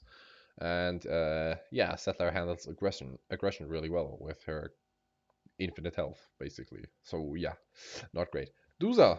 Duza never has to approach you. Duza just chills and pings you to death, and you have to discard a quadrillion cards, wasting a lot of cards on your spells. Yeah, you don't like that. And Yen as well is just way too tanky for you. Like, you can't do anything. But at the same time, if you get sisters into a good matchup, holy fuck, they are so fun. I love sisters. We have to get more sisters appreciation, guys. Let's go. And we are already past the 1.5 hour mark, and we're just not even halfway done. Oh boy, I thought I would do this 2 hours, but we'll probably go about 3. Woo! Are you still here? If you're still here, let's take a moment and drink. Uh, ah, don't spill the water. Let's go. Sip a moment, hydrate, homies, refresh. We'll be here for basically the same amount of time, probably again. Yippee. Now that my throat is alive again, let's continue. Ghost Rider. Oh, it wasn't the last one in this tier. Shit. I don't even know my own tiers anymore. Yeah, Ghost Rider on 27. Ghost Rider, it was actually way more relevant in this tournament than I anticipated before. And I already ranked him quite high. I mean, he was picked 9 times, banned once, and out of those 9 picks, he still won 67% of the games. So that's a decent win rate on actually quite the decent sample size. On the pros, of course, he has a lot of free damage just with rooms, so any low health fighter without healing will just suffer. Plus, you're really versatile with how you spend Hellfire on which effects. Um, you have a great mind game with attacking Penance there or Print 5. That's really good. Plus, you have good card draw because you just maneuver a lot, and that means you'll have a lot of cards. On the other hand, your blocks are really bad. Like, you only have Print 3 blocks, and the others depend on how much Hellfire you have and how much you want to spend. So, if the opponent can pressure that, and if you have room to lot and they catch you out of Hellfire, you can really just take a shit beating. You don't have much damage except for rooms. Sure, you have your 3.5s, which exist, and penance depends really on the matchup, how good it is. And technically Blaze of Glory, but again, that depends on Hellfire, so yeah. And you're very, very map dependent. If you're on a large map and the opponent can just run from you and prevent you from rooming, you won't have enough damage. Plus, also one thing I forgot here, probably, yeah, you're really relying on drawing your schemes, because your schemes are the main way you fuel your Hellfire spends, because let's be real, the one card where you gain 2 Hellfire if you start in a different phase, that's not triggering often. So yeah, that's a few bad things about Ghost Rider, but again, he has so many good matchups. And actually, the matchups that are good for him here are really good for him. Like, Black Widow is a free win. Annie is a free win. Bigfoot is quite decent. Like, that's about even. Same with Golden Bat. Alice is a... it's quite good for you. It's not free win yet because she can still punch you to death. But yeah, it's good. And Jill, um, that's basically a free win, to be honest. Bad matchups, Achilles doesn't give a shit about rooms, slaps you, same with She-Hulk. Tesla just goes unga bunga. Yeah, I mean, we love Tesla. Houdini also just destroys you. Moon Knight just doesn't take room damage on counter turns, so meh. And Engine can just lock you off from rooming so good with traps. Plus, yeah, workers attack you a quadrillion times, and you don't like that. And yeah, I remember. I think this was the last one in the tier. It's T-Rex on 26. Um, wow, this is a huge stat bump. Picks in Summer of Legends 62, bans 28, and still a 55% win rate. Holy shit! You might be asking with such stats, how the fuck is T-Rex only on 26? I might answer that. I am one of the biggest T-Rex haters in existence. Not that I hate her as a character, but because I think she's just not strong at all.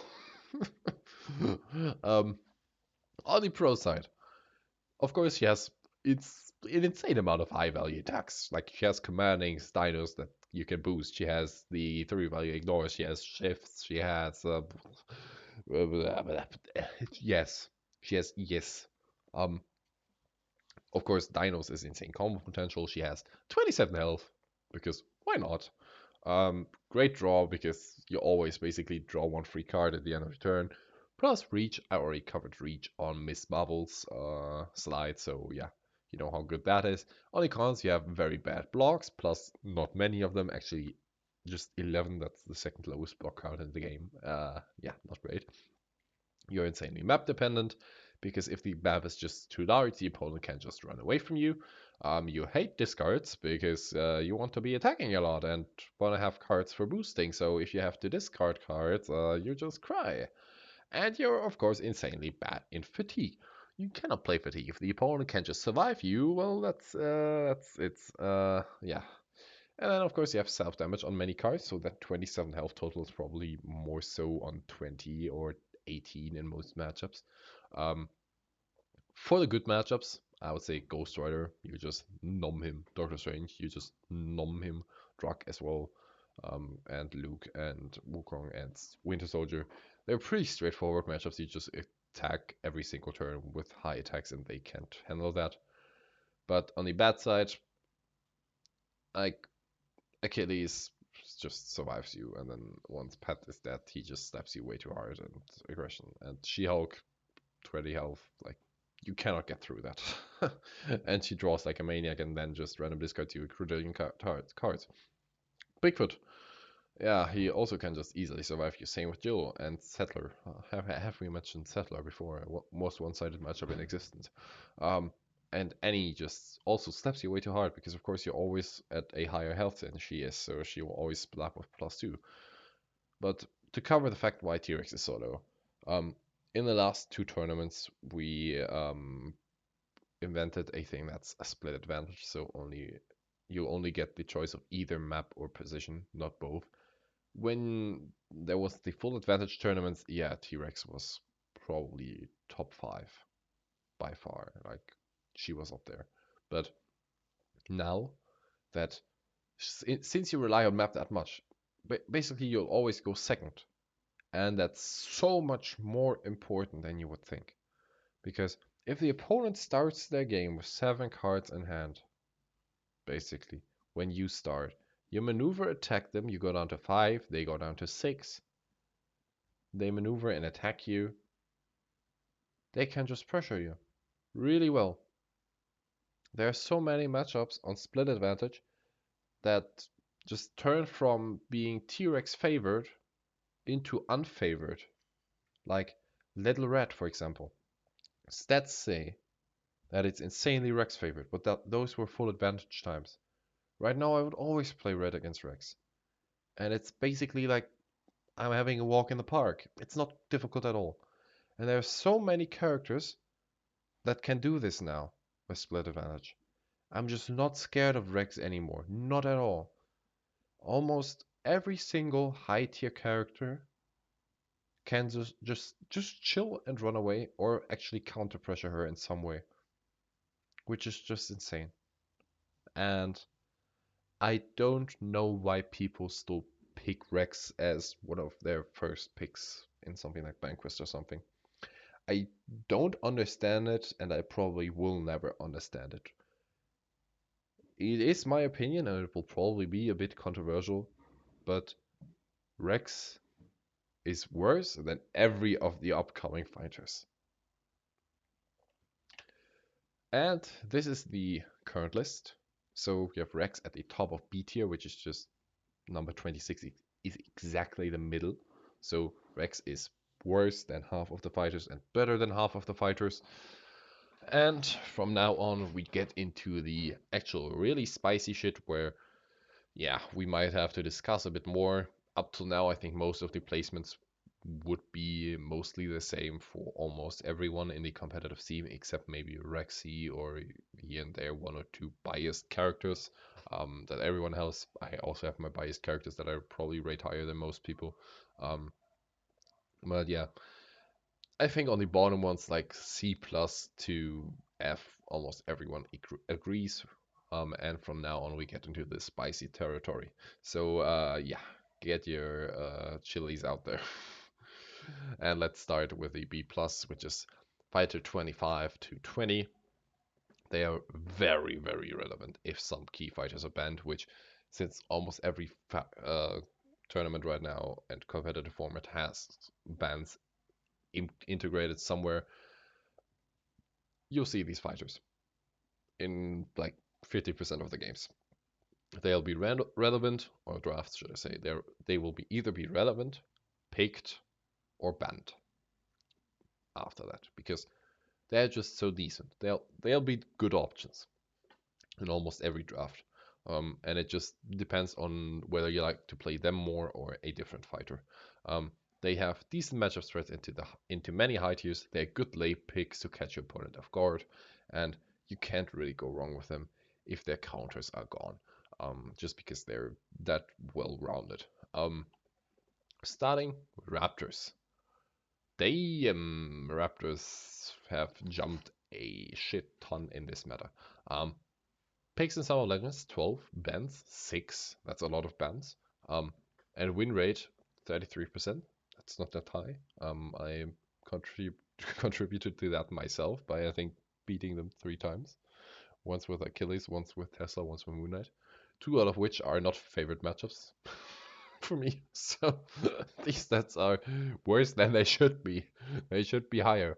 Um, on the pro side, of course, you have insane combo potential and pressure, probably the best combo potential in the home game.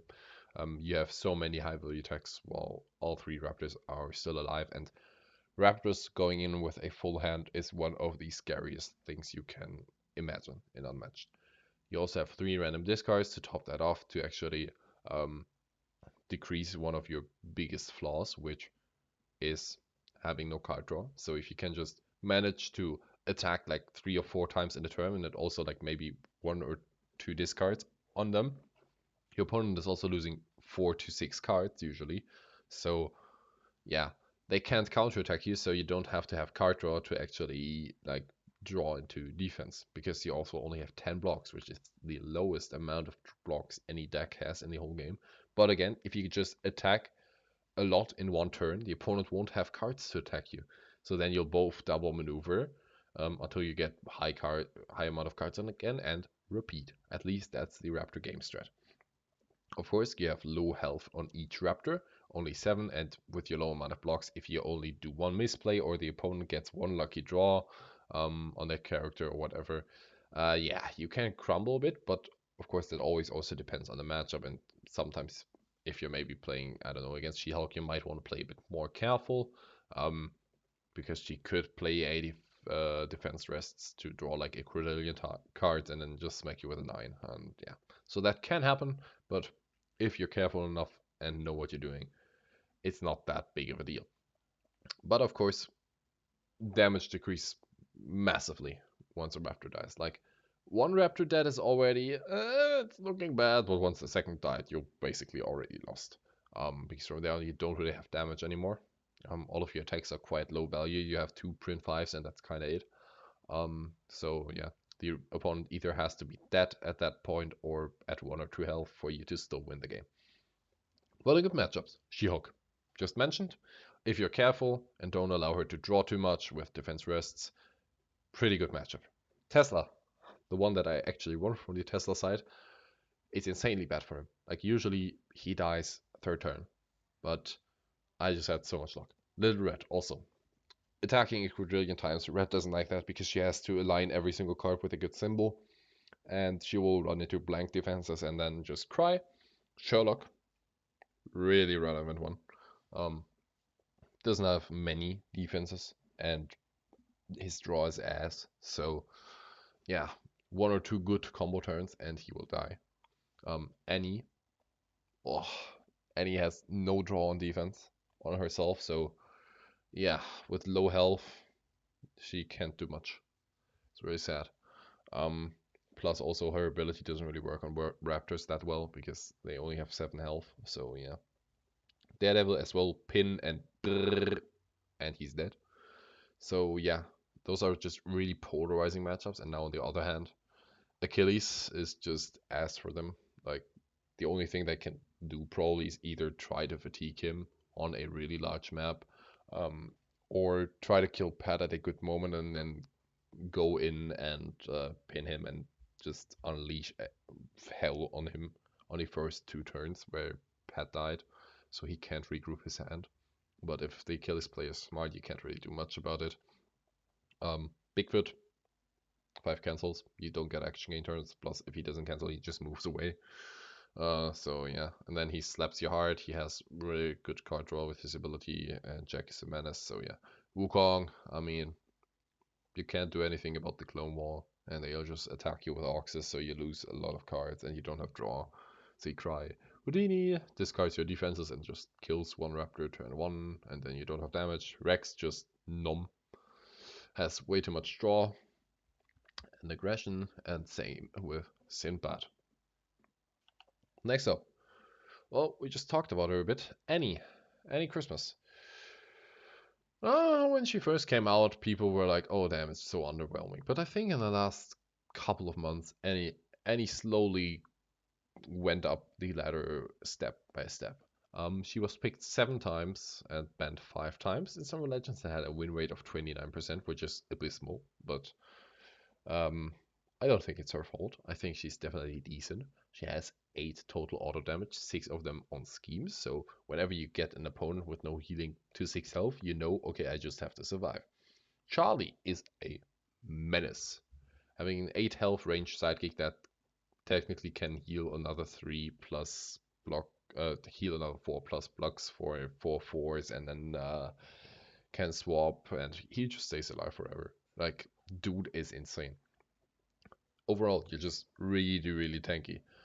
You have good card draw, both from your Lanyards and then the Trail in the River, the Charlie 2 versatile. Sure, you don't have card draw on defense, which is a big problem against something like Raptors, but overall, you can play really aggressive. You have a lot of big attacks if you're on lower health, which brings me to one of the few cons. I mean, you have to be at lower health than the opponent, but it isn't that hard to do because you can either just take attacks that you think aren't that big, or you can self-damage yourself with lanyard, so it isn't that big of a problem, but sometimes if you don't have really the option to do one of these things, it can really feel sad for Annie because you'll just slap with low values in that case and suboptimally use cards. Opponent can kind of just ignore Annie at the start of the game and just focus on Charlie. Sure, you have the 2 swaps, but if they just harass Charlie and attack him a lot of times, Annie won't take damage, so if you go and attack the opponent, yeah, they will drop to lower health and then you can't use the ability anymore. Um, Plus, you often rely on Charlie, so if he dies early, you have a lot of dead cards in your deck, plus a lot of damage will be gone. And since Annie is the only target now, your 14 health might start to crumble a bit, even if you slap with +2. But you'll still have a lot of good matchups. I think She-Hulk is quite good for you. You don't really care about the throws from her. You just go in and slap her really hard because if she throws at you, I mean, you'll be at lower health and that's really good. You can tank her Omegas quite well. The only problem is the 9 on defense, but so you have Mississippi to survive that once. From there, you just have to stay away from the throws, I guess. But I think you're quite good against She-Hulk. T-Rex is a slaughter. Like, you just slap that stupid lizard. Moon Knight is also really good for you. You can pressure him quite well in the wrong forms. And yeah, he doesn't like that. Plus, Charlie's a menace. Luke. Luke is really, really good for you. Yeah, you basically start with lethal with 2 7 value lanyards dealing 3 damage each. Um, and then 6 auto damage from your schemes plus the last Lanyap just as a 5, and that's a 13 health from Luke. So yeah, good matchup for you. And then for the bad ones, Achilles. Achilles just doesn't give a shit. He just slaps you. I would also say Bigfoot is bad because he can play fatigue really well and just finish you with Jackhorns later because you don't really have a good way to get rid of him. Because of course he's a sidekick and therefore has lower health than you. Wukong, I mean, how are you supposed to have lower health than a 1 health clone? I mean, it doesn't work. Joe as well, starts with 13, has really good blocks, can cancel a lot, and Daisy just doesn't die. Daisy is a menace for you. Ghost Rider just rooms and doesn't give a shit. And Engine, I mean, 1 health sidekicks again. Once Charlie dies, you just cry. But overall, Annie is probably a bit more well-rounded than Raptors, so that's why I place her a bit above them. But overall, she also probably has a bit worse matchups. So yeah, but she's just in the middle of the pack overall. And then we get to Mr. Dracula himself. Picks 15. 15 picks is pretty good. 2 times the band and 53% win rate. That's pretty impressive. Like having a above average win rate on 15 plays in one tournament, that's really good. And I think it's due to the fact that Dracula is just one of the characters that can, similar to like maybe Houdini, um, swing a matchup at any point because of Beast Form. Beast Form is one of, if not the scariest attack in all of Unmatched, in my opinion. Um, Being able to attack with a 13 out of nowhere is just insane. Like, even if a matchup's going horrible for you, Drac is at 1 health and the opponent is chilling at 7. Um, if they only block for max value 4, Beast Form kills them. If you have a high hand count. That's insane. Like, holy. Then also, you have a lot of passes because your other attacks aren't that great, so you have to rely on passes a lot to chill. So you have a really good fatigue game. You have a lot of auto damage with Ravenings, Prey Pawns, and your ability for pings, especially against melee fighters. Then you have Do My Bidding, which is one of the best defense cards in the whole game. You can just snack out a feint and then guarantee that your beast form will be lethal or something like that. And you of course have really good card draw with your ability plus exploits. So yeah, Drag just has a bit of everything. The only problem is he doesn't have too many blocks, like 12 blocks overall only. Plus you hate discard because you need basically all of your cards to either dump into beast form um, or just to boost to get to the opponent or something like that. You hate this card. You don't have much card draw without your ability, so if you're playing against any ranged fighter, that's not good for you because they will usually be able to chip away at your defenses from a distance. You don't draw many cards from your ability, and with only 12 blocks, if you don't have much card draw, you're bound to not find some. And then you take undefended hits. Sure, you have a lot of healing, but still, you can crumble quite well. But for the good matchups, it's mostly the simple melee fighters. Achilles is really good for you. You can just fatigue him, kill Pat, kill Pat ASAP, and then just run away. Luke, you can ping him quite well. Plus, Beast Form is a menace. You have a lot of auto damage, 4 damage from Beast Form. Pings, you have 2 damage from bidding, 3 damage usually from ravening each time. So yeah, it's quite good for you. Bigfoot, you can also play a good fatigue game against him or try to go for Beast Form lethals, which still works even though he has 5 cancels. Sinbad is also one of those melee matchups where you can ping a lot and try to aim for a good beast form, although Sinbad has something to say about that, because he can also try to go pretty aggro on your sisters and on yourself. Golden Bat, I would say, is quite even with you, which is really meta relevant, of course. And then Dusa is also one of the old classics that's really even. So yeah, Dracula has a really decent matchup strategy to a lot of the tops, but sadly also he also gets destroyed by some of them, like Jill. Jill just outvalues him in every single degree. Like she can just tank the two beast forms and don't even sweat. Like, oh my lord. She-Hulk is even worse. She-Hulk is probably the worst nightmare for every single Dracula player in existence. You discard two random cards each time she attacks a sister. Then she recurs the two random discards on a sister. Then she plays the two random discards again. You have higher than average boost values, so Lady Justice will be a 6 or an 8 when you attack with Beast Form, and then she already has 20 health for some reason. Yeah, it's just a nightmare. Yen, way too tanky, plus ranged, plus Stallion Charge, plus double attacks. Yen basically has everything you hate. Um, Engine as well. You can't really get to him that well, um, just due to body blocking with workers, traps. You can't really get your beast forms on Muldoon himself, and then he will just chip away at your defenses from away. Tesla will just go Unga Bunga again and kill you before you even get to your first beast form. And Wukong is Wukong. I mean, he just chills. And even if you go for beast form ultimate defense, and you cry. So yeah, overall, I think Drac is pretty polarizing in this meta. He has a lot of really good matchups, but also, as you see, a lot of the meta matchups are insanely bad for him. So, yeah, if you manage to avoid those, Dracula is definitely an above average pick, as you see with his win rate. If you know how to play him and when to play him, he is just insanely strong. And yeah, he just has too many really good meta matchups than to ignore him. And yeah, Zero will not like me for this, but I have Black Widow on 22. 8 picks in Summer of Legends, 2 bans, and 38% win rate. Doesn't look that great, and I think there are a lot of reasons for that. On the pro side, I mean, you technically have a lot of discards. If you get all of your Maria recursions and always recur Kinshasa, which has the most amount of discards, you have a total of 12 discards potentially. That's huge. That's one of the highest amount of discards potentially that we have.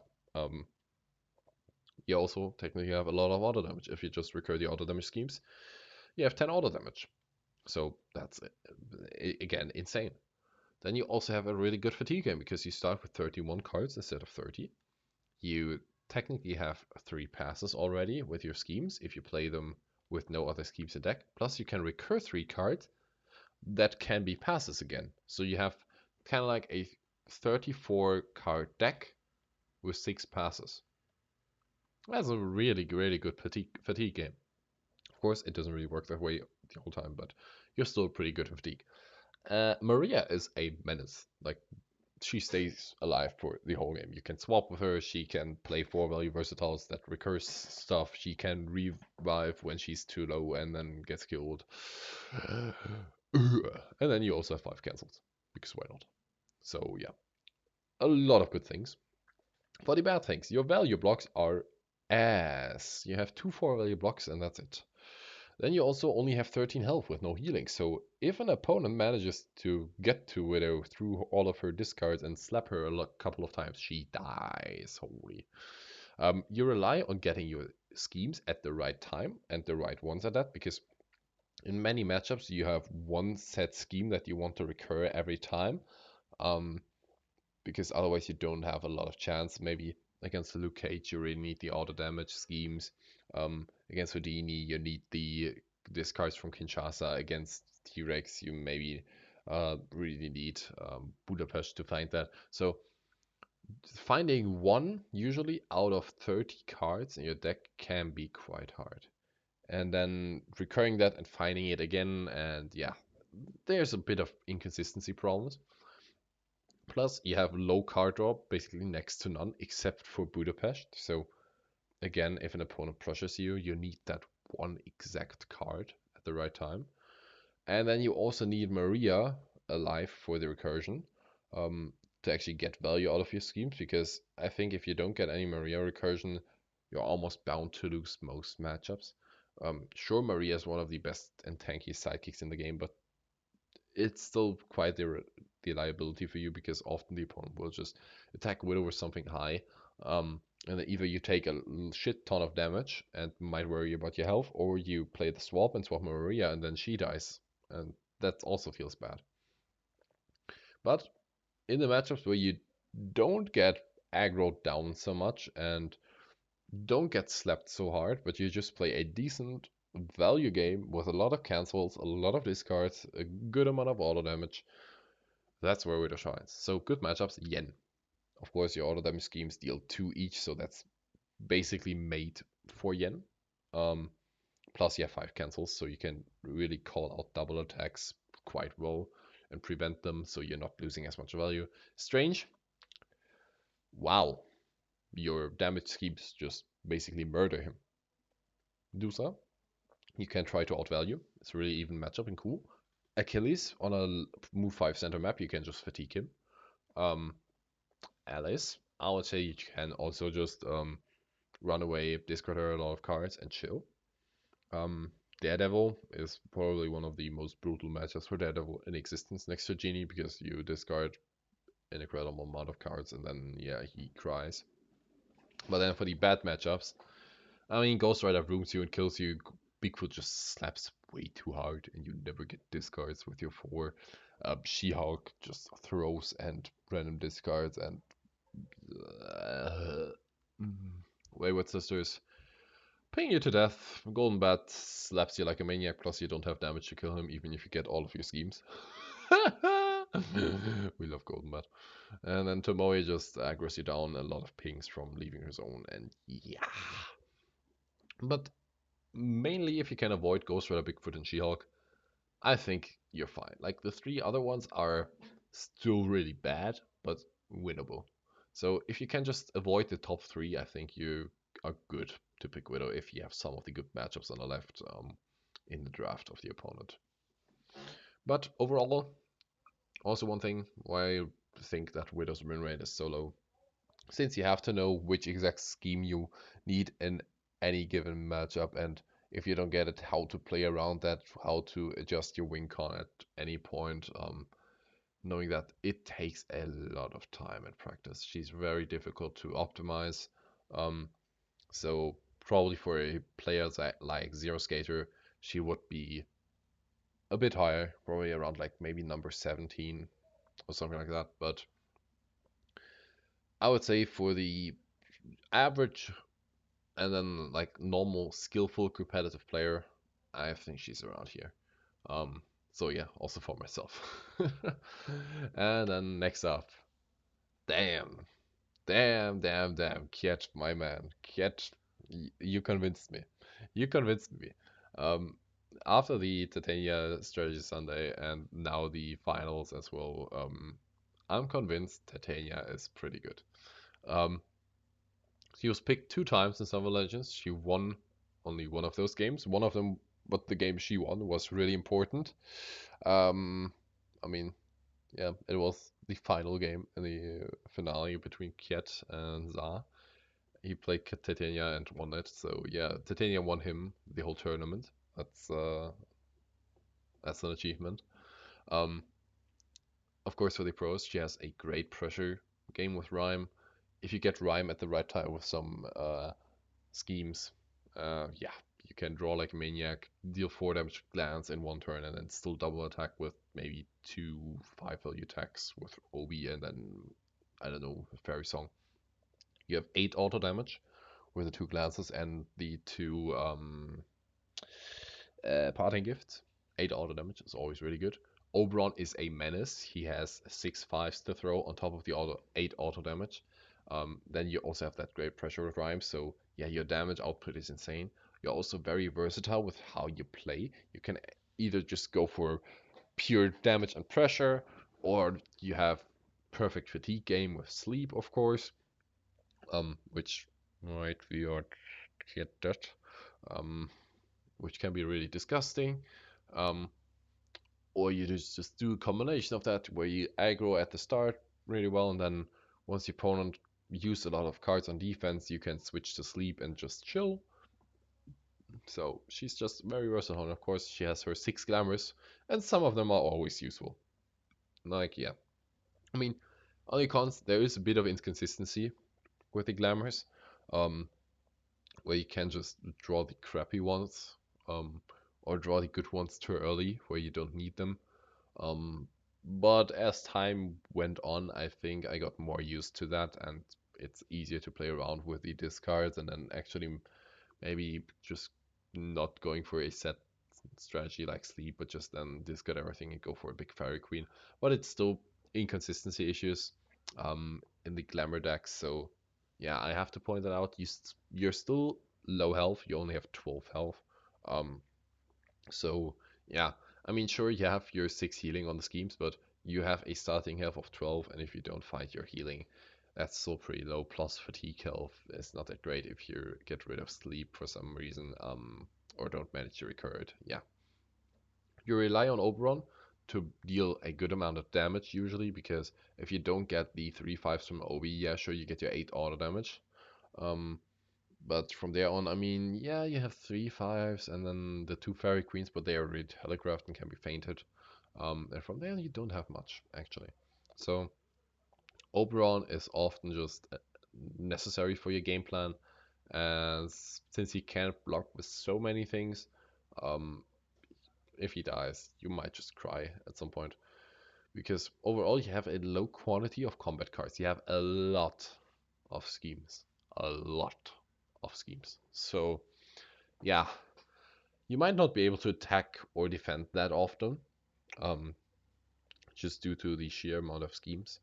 But at the same time, schemes also usually do their purpose. So, yeah, there are actually not that many really bad things about Titania. Just small ones that add up overall. But yeah, good matchups. Sherlock. She is the best Sherlock counter that is out there, and that is so important because we need more Sherlock counters. Please, please. But like this, Sherlock counters that are then not broken themselves. Please, please, please. Um, she's also quite good into engine. Quite surprisingly, she can just pop traps with sleep and fatigue him. Um, Ghost Rider, once she has sleep, she can ignore the rooms and chill. Um, Annie, she can just basically ignore all damage when she's on sleep. Plus, since she's a 12 health fighter, Annie will have a hard time getting below her health, and Titania can actually just go pretty aggro on Annie as well. Golden Bat, we did a matchup Monday for that. Titania can just draw like a maniac, go on Rhyme at some point and pressure him to death. Sometimes she even gets the good sleep at the end, but usually she just kills him. That's also the matchup, by the way, that won me my trophy at Essen this year. Titania versus Golden Bat. So yeah, I might say that is pretty Titania favorite. And then Tesla, I would also say is pretty good for her, just because I think she has the more consistent way to pressure him because she has a bit more draw, whereas Tesla relies on drawing experimentation at the right time with the right amount of coils. Um, Titania can just go aggressive a lot of the time, and then on a large map, after that, flip the switch and just sleepwalk him to death. On the bad matchups, Duza. Oh, Duza is so bad for her. Like, Titania already hates discards, and Duza has 6 of them. So you're losing even more combat cards, all your good schemes that you could pair with Rhyme. Plus, pings are a menace. Um, Bigfoot just slaps you to death. Like he doesn't care. Wukong, you lose a lot of cards, plus you can't really get to him. Houdini, yeah, just big reveals, shenanigans with at a stage. I mean, you have 12 health. What should you do? What should you do? She-Hulk is a nightmare, like throwing combined with potential fives, because either like with She-Hulk, it's so bad for you because either you're at sleep and ignore the throwing, but then you only have 3-4 value blocks, um, and can't really do much about the random discards, or you don't stay at sleep, so you actually have good amount of blocks and cancels if you discard your glamour, but then she can throw at you the whole time, and she can just chill because she can withstand pressure so well. Like, ugh. And then Luke. Yeah, you technically have 8 auto damage and 3/5s. But overall, I would say Luke just slaps you to death most of the time. Um, It's still definitely winnable, but I wouldn't really like to play it from the Titania set. Overall, really decent. Not much actually bad for her. Um, I would say only like Duza, Wukong, Houdini are unwinnable, probably. Bigfoot, She-Hulk, and Luke are just slightly bad, and from there on, they're pretty much good into many things. Um, but yeah, still some inconsistency issues. Plus, uh, she has a bit of flaws. She can lack some damage at some point. But yeah, overall, very versatile if you know what to do. Really good. And then, damn, what do we have here? Sinbad. Dude is insane. Like, 29 picks, 17 bans. The fuck? And 59% win rate on so many plays. And people were obviously scared of him. Like 17 bans. Like almost one third of the games that he was in, he got banned. Or like even more than one third. And for a reason. Like, he has, of course, such great mobility. Because, I mean, he's fast. Um, he has great card draw, of course. Um, he has always the mind game between Voyage or Commanding at the end, which is quite nice. And then he just has so many high value attacks once he starts rolling with his Voyages. He can attack every turn with a 4 into a 5 into a 5 into a 6 into a 5 into. Holy. On the con side, I mean, you often rely on Voyage Home to get the final bit of damage. You have almost no auto damage except for the one Voyage, so you can't really deal with one health sidekicks. And you have a very bad fatigue game because you don't have passes, of course. I mean, if you attack every turn, yeah, that works, but since you draw so much usually on your cards, you don't have a great fatigue game. And of course, you hate cancels. If your opponent knows when to actually cancel, it's not great. But for the good matchups, Yen. Okay, well, I did say Sadler and Rex might be the most one-sided matchup in existence. I might take that bet. I think Sinbad Yen is worse. Like, holy macaroni. I think this matchup has a 91% win rate overall for Sinbad, which is bonkers. Like, destroying a top 10 fighter that insanely hard is, of course, very relevant. Then he also equally hard destroys a Little Red. Like nothing she can do. Um, T-Rex also pretty good for Sinbad. You just attack a lot, draw a lot, slap a lot, do Sinbad things, you know. Raptors. I mean, you have a lot of draw, you have a lot of movement effects to escape pins, and the Raptors only have 10 defenses. Yay! And then Tesla, you just slap him every turn and force him to use coils on defense. Woohoo! Because he has to spend coils to cancel your voyages. And then he's not scary on attacks. Plus, you have a lot of movement effects to escape his combo turns. And then Jill, she only has 2 cancels that are conditional. Even if she shuffles them back, there's a good chance she doesn't have it at the same time. Plus, Daisy can't cancel at all. So, yeah, you can farm effects quite easily. And good matchup for you. For the bad matchups, they are equally as polarizing. Whereas the good matchups are all basically almost free wins. Um, except for Tesla, Jill, Rex, maybe they're a bit closer, but the other ones are free wins. Um, the bad matchups are almost free losers. Medusa, like one health sidekicks plus constant pings plus just discards. Bigfoot, 5 cancels. Woohoo. Wukong, infinite amount of one health sidekicks. Plus you have trash boost values for Oxform. Yippee! Wukong is just made to hard counter you. Like everything in Wukong's kit screams, counter Sinbad! Engine, the same as Wukong. Infinite amount of one health sidekicks. And yeah. Achilles, I mean, just doesn't give a shit. He just slaps you too hard.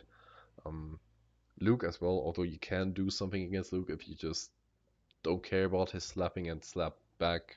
He might not have trash talk, but it's not a great matchup for you. Overall, Sinbad saw such a huge uprising in this meta because he's also pretty decent into Golden Bat. Um, he's pretty decent into Tomoe. So like, there's so many good matchups in at the top of the meta. He's also pretty good into She-Hulk. Um, so yeah, I can't stress enough how much Sinbad has risen in this matter. Like the stats say itself, he got picked a lot of times, he got banned an insane amount of times because people were so scared of him, and he still got almost a 60% win rate, which is like bonkers. So yeah, I mean he still has his really big hard counters. Um, but once those are gone, yeah, he's so so strong. So B plus tier is gone. Now we get into the top. We start with A tier, A plus, S, S plus. So from now on, every single of those fighters is always relevant in every single draft. Every single draft. They don't have many bad matchups, usually only one or two that are really hard counters at the top of the matter. They are very versatile, have many different game plans. They're basically almost good, and you have to always consider these. Like, since the top tiers, like the S and S plus tiers, are usually banned in most tournaments, these A tier fighters and the A plus tier fighters are the ones that will usually dictate what you draft, how the draft is going, in which direction you go. Um, they are the ones that will be most relevant usually. These ones here not as much as the ones coming, but um, yeah, they are all just insanely good in the current meta. Starting engine. Whoo, engine like Muldoon. Dude is scary. He got picked 12 times. He got banned 11 times and got a 42% win rate. The win rate isn't that great, but just the amount of bans. He got banned as much as picked. That's just like half of the games he was in, he was banned. Just because people were that scared of him because he's such a strong fighter against a specific archetype. On the pros, he has great mobility, move 3 range with 4 bodies, a lot of movement effects. Then he has great card draw with either his traps or if he wants to, even with call for backup, regroup as well. 8 auto damage just from the traps is really good. Pretty, you're almost guaranteed to get that throughout the game if you just place them in position well.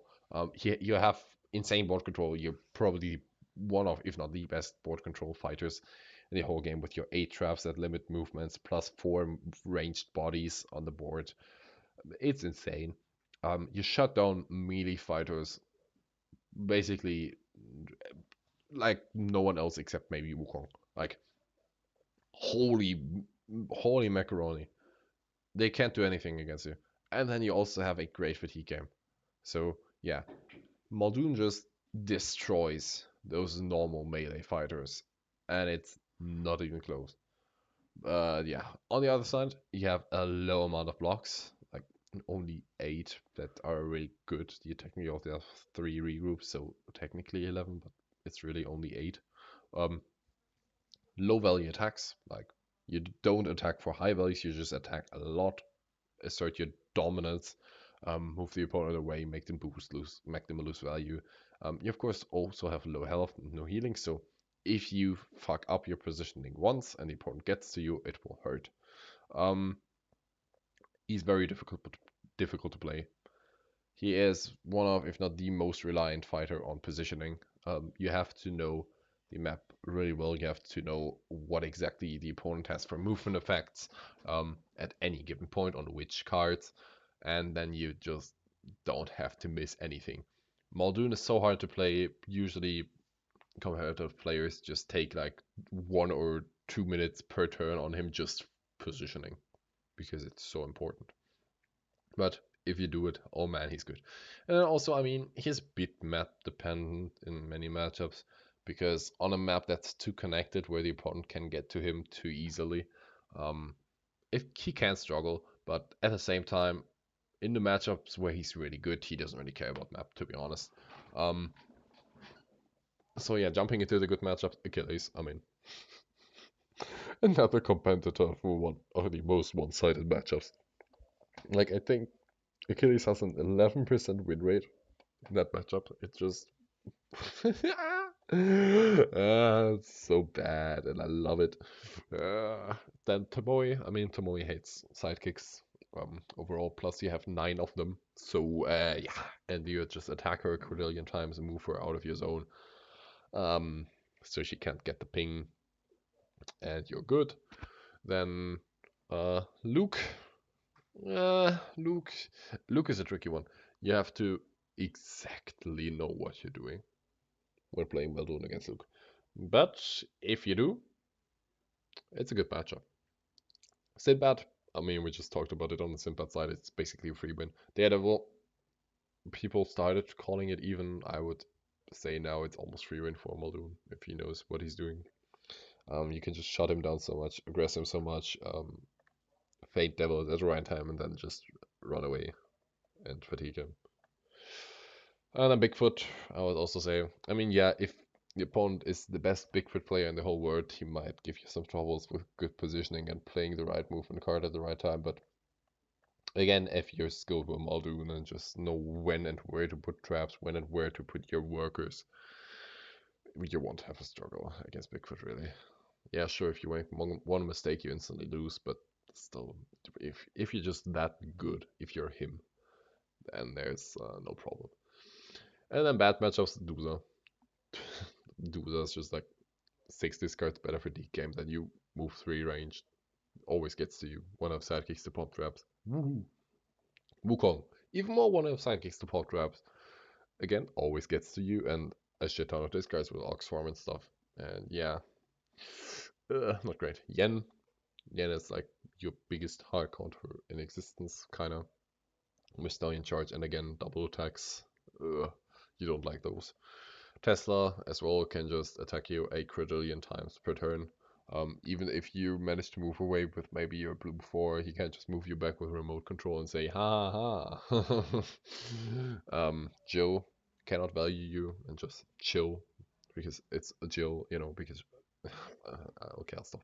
And Golden Bat Punch is a menace and he can just outvalue you again. So, yeah. I mean, if you manage to ban out those value monsters and ranged fighters, and if you then just have like the lineup of the typical bruisers with Achilles, Luke, Bigfoot, Sinbad, I don't know. Yeah, Muldoon is insane against those. Um, but yeah, overall he's definitely difficult to play. So I guess some of the losses in some of Legends were just due to maybe making 1 or 2 crucial mistakes. Because I think if you play Muldoon perfectly, he's a menace. And I'm a big Muldoon enjoyer. I wouldn't say I'm the best Muldoon. That definitely probably for me goes to Kiet, but still, I'm a Muldoon enjoyer. And the next up, we have Daredevil. Um, one of the fighters that kicked me out of some of Legends this year. Sad. Picks 25. That's above average. Bans 16. That's also above average. And then win rate 48. Basically around average. So that's good stats. On the pro side, I mean, you have great mobility, of course. You're a move 3 fighter. You can boost quite well because you have a potentially infinite deck. You have a insanely high health total with 17 plus technically infinite healing from Taken E. And you can, of course, blind boost if you need it against high value attacks, or you can just high value attack yourself. On the con side, you don't have card draw. Like, not a single one. If you count Breather, maybe, but I wouldn't. You start with a lower deck size, so you always have to approach the opponent at the start of the game, which leaves you vulnerable. You rely on drawing your devils at the right time. If they're buried, you just cry. Um, you don't have many movement effects on defense. Exactly, you only have one on grappling hook, and that's a 3 copycat, and that's only 2 spaces. So, I mean, combo turns can really destroy you since you also don't have card draw, and you only have 12 blocks in your whole deck due to having a lower deck size. So, if the opponent can just keep up the pressure and attack you every turn, you might not find an opening to actually go in for a double recursion at some point. So, Yeah, Daredevil definitely has his glaring weaknesses, but at the same time, if the opponent doesn't have the constant pressure and card draw to execute that, I mean, yeah, we get into the good matchups. Yenenga, woo. Yeah, that's the matchup that I lost. Oh, people say it's even. I'd like to disagree. Uh, I think it's pretty Daredevil favored. Like the match against Phantom opened my eyes how Daredevil exactly should play that one. Also, offensively attacking with need to get some active healing. Because he knows he has an infinite deck. He doesn't care about the top deck discards from Neve because, well, again, doesn't have cancels. So, yeah, that's insane. Wukong is kind of the same.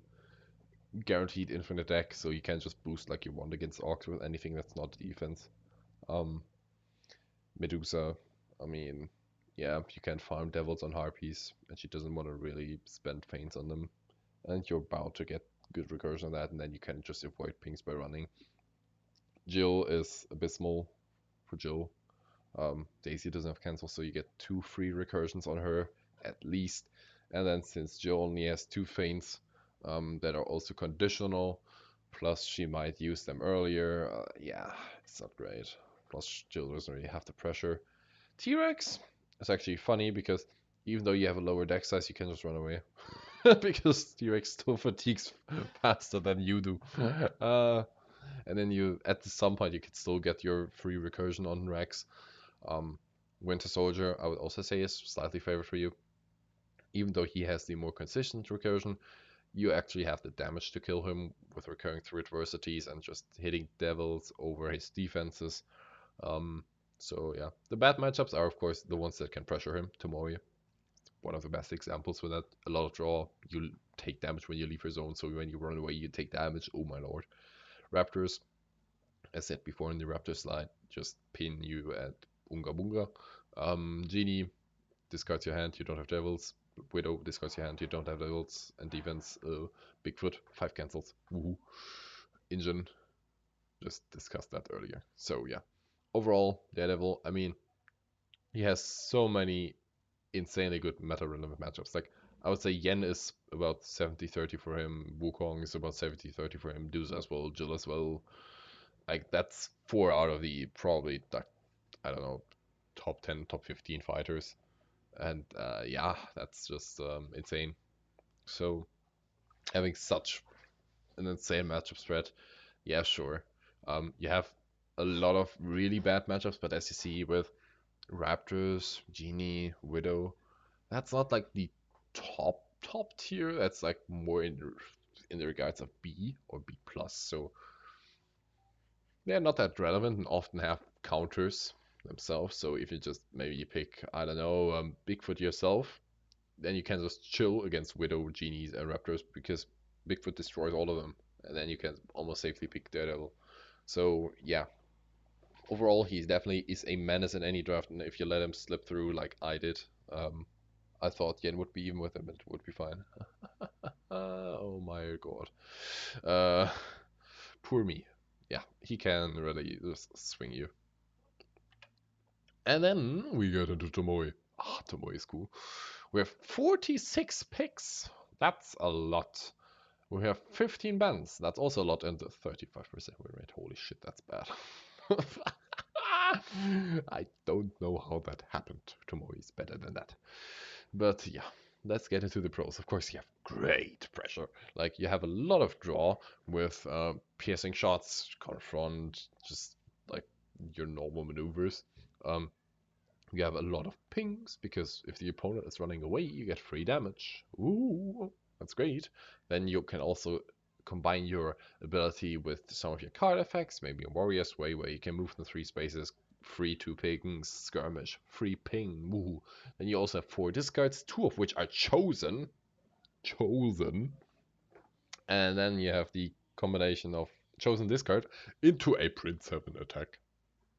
What the fuck? Yeah, Print 7 attacks are insane. And then you also just have great blocks overall. 3 5s, 3 4s, another lot of 3s, cancels, yay. But then we gotta do the bad things because the cancels only work on heroes. Oh. Yeah, you hate sidekicks. The sidekicks are the bane of your existence. Ability also only works on heroes. So again, sidekicks are the bane of your existence. Then these 5 million block also doesn't work on sidekicks. Sidekicks are the bane of your existence. Yippee.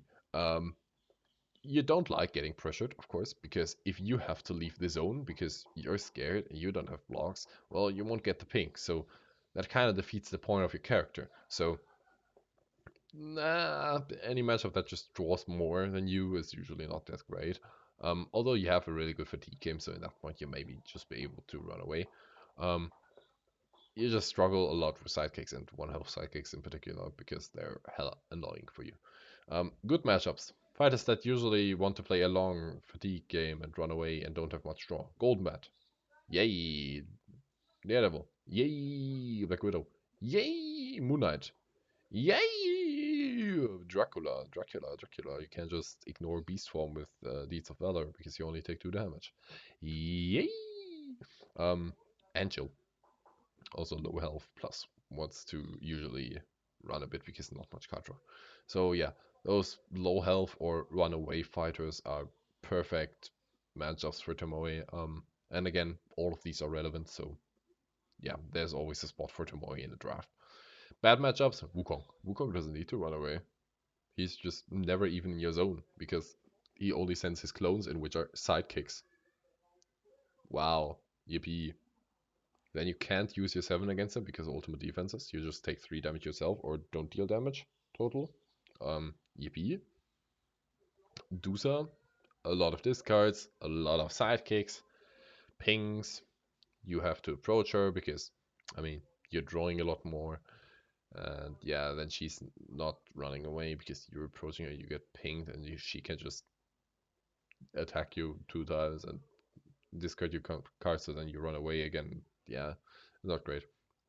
Injun, talked about it before. Achilles, Pat is a menace. Like, dude deals so much damage. Annie, Charlie is a menace, plus Annie can draw a shit lot of cards, plus she can forcefully take damage from your ability to lower her health to attack her with +2. And then Luke just doesn't give a shit. Luke just slaps you. And Misty is a menace, as always. And speaking of Luke, here we have him. This is Luke. Say hi to Luke. Yeah, I mean, 76 picks. What the hell? 65 bans.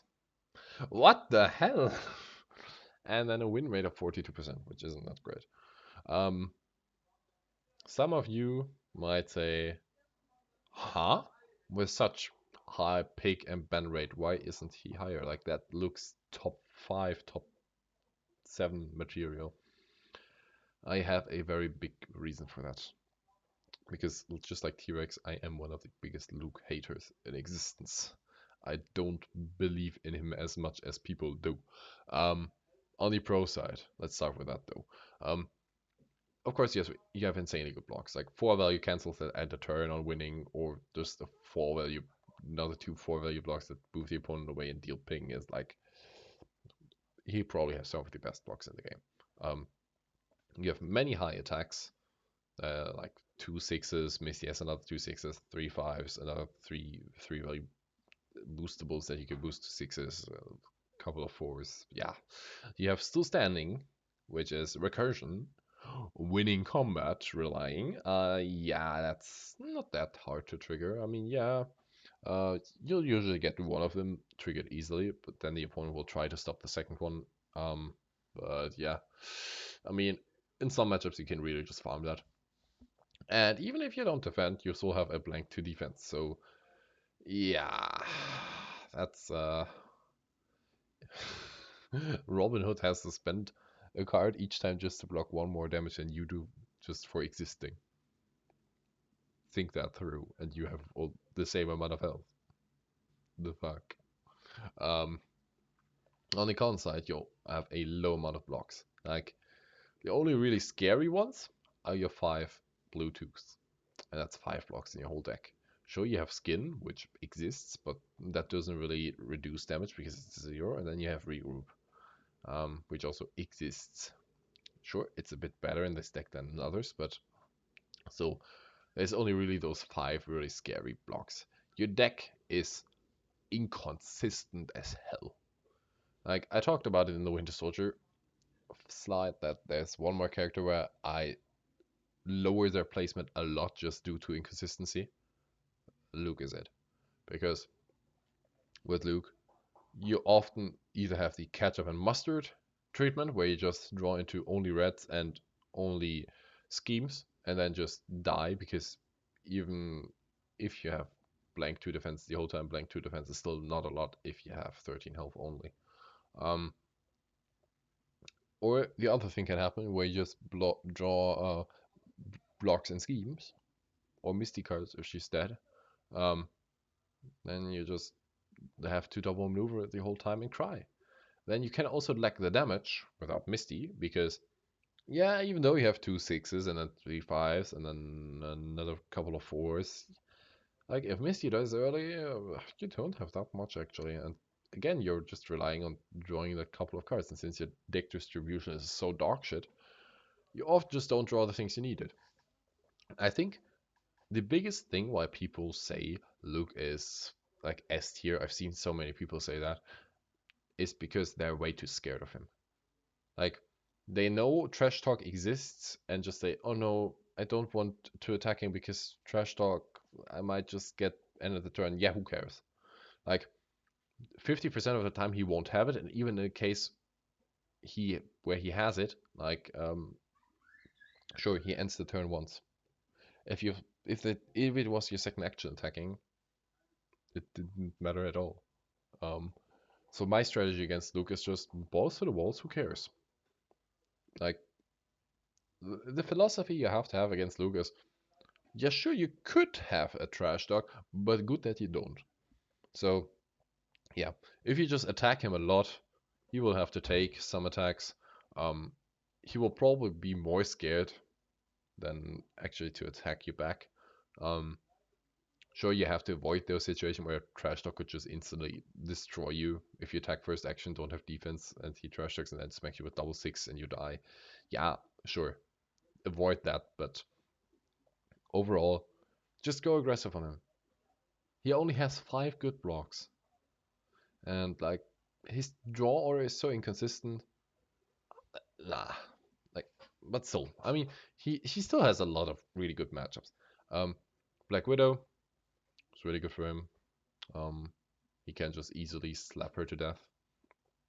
Jill, again, he can just slap her to death. Electra, Electra mentioned. We have a good matchup into Electra. Oh my lord. You can just farm still standing on the hand and chill. Tesla, I mean, you basically cancel all of his fancy effects and he cries and then you just slap him. Usually that works, but again, your Luke and Tesla is Tesla, so yeah. Robin is one of, again, the most one-sided matchups in all of existence. I already talked about it on the Robin side. Even if Robin like attacks you with everything he has, he barely has the damage to kill you because he just ignore highway robbery completely, because the ignore on highway robbery doesn't work on your ability, which is stupid. Tomoe also, like I said before on Tomoe's slide, you don't really care about the pings or whatever or her draw. Like all of her attacks that are like not 7 are not really scary except for the few 5s, and she needs those for defense just to not die. And yeah, Misty is a menace. For the bad matchups, Wukong goes Unga Bunga, 5 Oxes, and you die because Wukong doesn't give a shit about trash talk. Wukong just slaps you with 5 Oxes and you only have 5 good defenses, so yeah, you will take one undefended almost every single time and then you cry.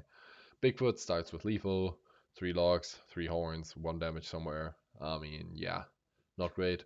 Druck, like I said before in the Druck slide, Beast form plus a lot of pings. Houdini, has already 10 guaranteed auto damage with 2 big reveals into the misdirections. So he just has to find 3 damage and he can attack almost every single turn if he wants to. And he doesn't really give a shit if you attack him because he can just revive because you only have big attacks, really.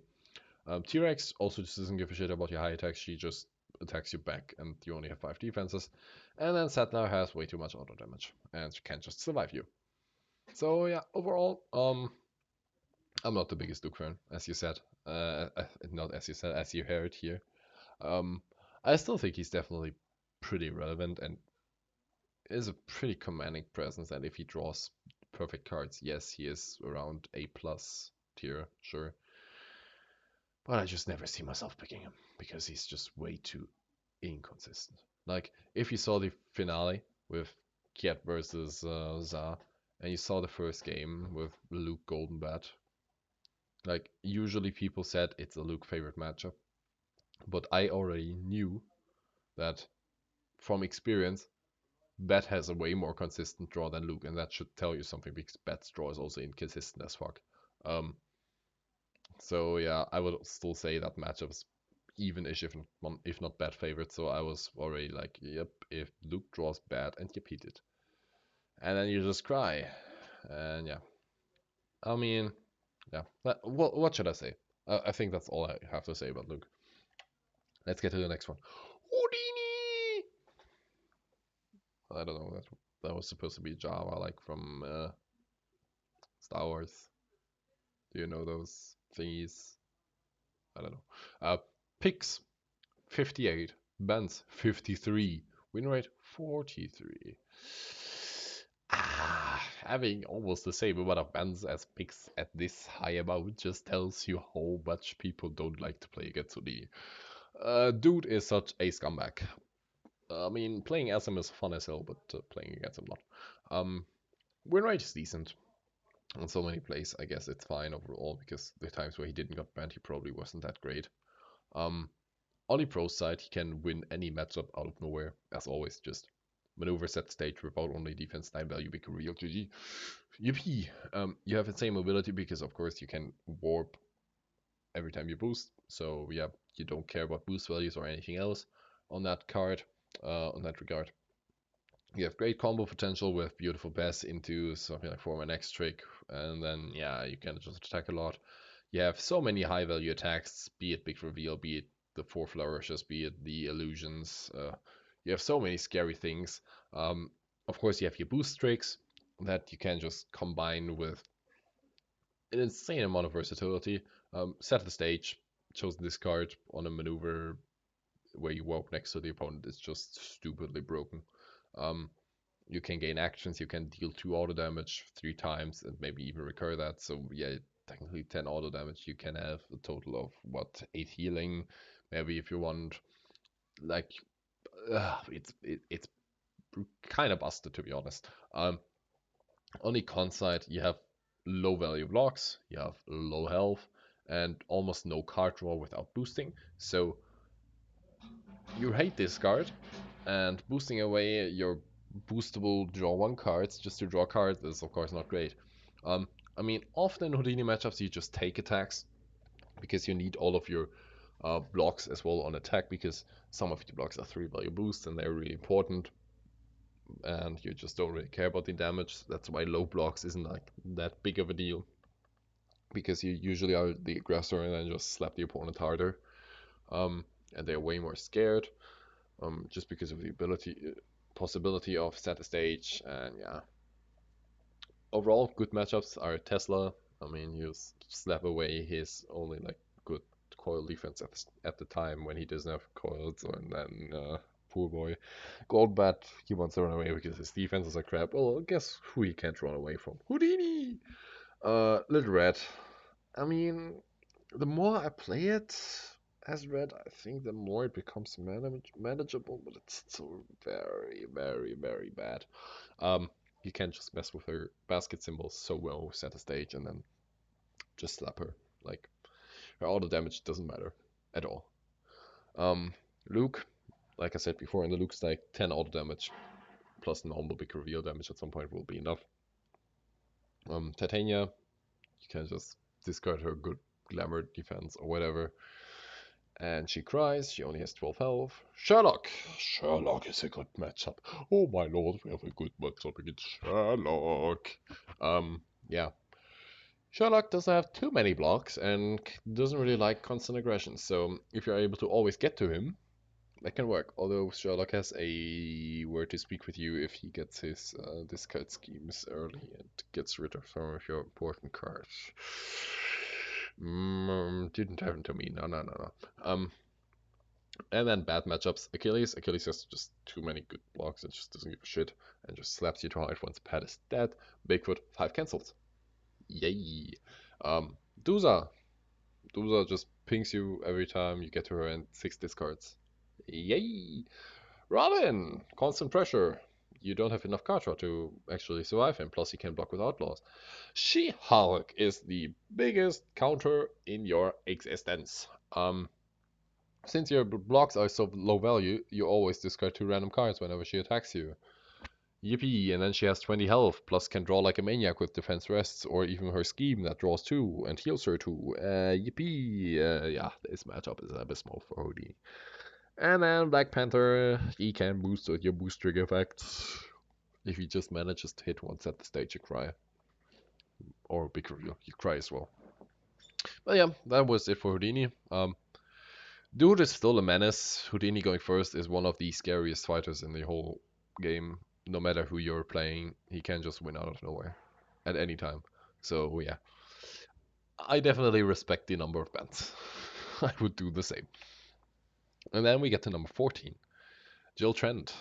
Um, She only got picked 38 times, which isn't that much as like the other top fighters over here. 13 bans and 44% win rate. That's not that great overall, but I think Jill is severely underrated. You have a great value game with a total deck count of 36. Potentially 4 discards, but usually it's just 2, or like maybe 3 if you get one lucky hit with Hypno Um, you're just so insanely versatile with your deck gadgets. You can either bump up value depending on the matchup or heal a lot. Daisy is a menace. Girl just defends like a maniac and slaps like a maniac, and Daisy is insane. Um, you have insanely good blocks that I mentioned it already. Like you have 4.5 blocks. Then you have like another basically six 4 value blocks if you counter utility bells with heal 1. Then you can recur utility bells. You have 3 value cancels on defense that you can recur. On the contrary, I mean, you rely on Daisy schemes a lot because usually you don't have that much damage yourself. Because you rely on Hypnoray a lot to get the damage, and I mean that's RNG, so you don't have consistent damage. So you rely on fatigue damage a lot at some point. Daisy cannot cancel. That's a big oof. That's single-handedly what loses you the Daredevil matchup, for example. You have low health overall, so at some point you might have to switch to tonic for the healing, in which case you can't cancel anymore and can't really get good damage anymore due to Hypnoray not being active, and you don't have that much kite draw. You have one here and there. On a utility belt, you usually want to have the healing over the draw. Yeah, sure, you have the Daisy 5s. Well, that's 2 cards in your deck, and that's kind of it with draw. So, yeah, those are some weaknesses, but overall, Jill is a value machine. So, good matchups. Yen. Yen has just basically always defense for 3, you know that. She has always 3 value boost values, basically, you know that. And I mean, she has no good way to get rid of Daisy. Sure, she can farm double attacks and archer revives on her, but you don't really care. You just play your best value game. Don't boost, just attack Yen a lot. Don't even think you discard for archers because you know it will go to fatigue and then you'll win. Usually. Bigfoot, I think, is also pretty favorite to you. Just because I think it's more reliable for you to kill Jack than for him to kill Daisy. Usually, whoever kills the psychic first in that matchup wins. Um, Overall, since you know Bigfoot will either defend for 4 or cancel, many of your 3 value attacks are really scary. Um, and Bigfoot's UC are also really high. Black Widow, I mean, it's a battle of value fighters, so yeah, it's just who gets more value out of their sidekick. Druck, you just outvalue him into oblivion because he can just tank 2 beast forms even if he fully boosts them, which is funny. Moon Knight, you also outvalue him and you just chill. He can't really kill you. And She-Hulk, you have a better fatigue game, so you can just make her approach and then she cries. For the bad matchups, Achilles, Pat as a menace. Pat can just farm on Daisy and then Jill can't really withstand an angry Achilles for too long. Wukong is usually bad for her. We don't mention that I lost that matchup in Song of Legends. No, no, no, no. Um, if Wukong gets only decent enough draw, he can just constant pressure you with Oxus and go on Jill herself. If you don't have perfect draw with good recursion and early Daisy schemes, you usually crumble with your low health because you have to discard so many cards for boosting or taunting or Ryu or whatever. Daredevil, like I said before on the Daredevil slide, Tomoe, same. Little Red, I mean, Daisy has no feints, so free effects, woohoo! And then you have low health yourself, so you really care about the auto damage. And then Luke just slaps you. Woohoo. Overall, I think Jill is just a really well-rounded fighter. She can do basically everything. She can go quite aggressive if she wants. With Hypno she can play a really good value game with her Daisy schemes, discards, and maybe tonic healing. There's just not much she can't do. Only problem is if Daisy dies early without playing schemes, you might start to crumble a bit. And then this is the current list. Now we get into the big boys. Now it's the best of the best. Like not the best, but now we get into usually the best fighters in the draft because S and S plus will usually be banned. At least from experience, except people are crazy. Um, and we actually almost cracked the 3 hour mark. Maybe I talked about this a bit too long. We'll do another 30 minutes or another hour. I don't know. I haven't cut this at all. I'm just talking here in one go for 3 hours, and it to myself, and it's kind of funny. I hope you're still watching. Let's go. A plus tier. Fighters 13 to 9. These fighters usually just dictate any graph because, I mean, like I said before, the fighters above them are usually banned. So they have just a very good matchup threat in the current meta. They're insanely versatile in how you use them, and they often just shut down certain character types from being picked very well. So yeah, they are the creme de la creme that you can pick.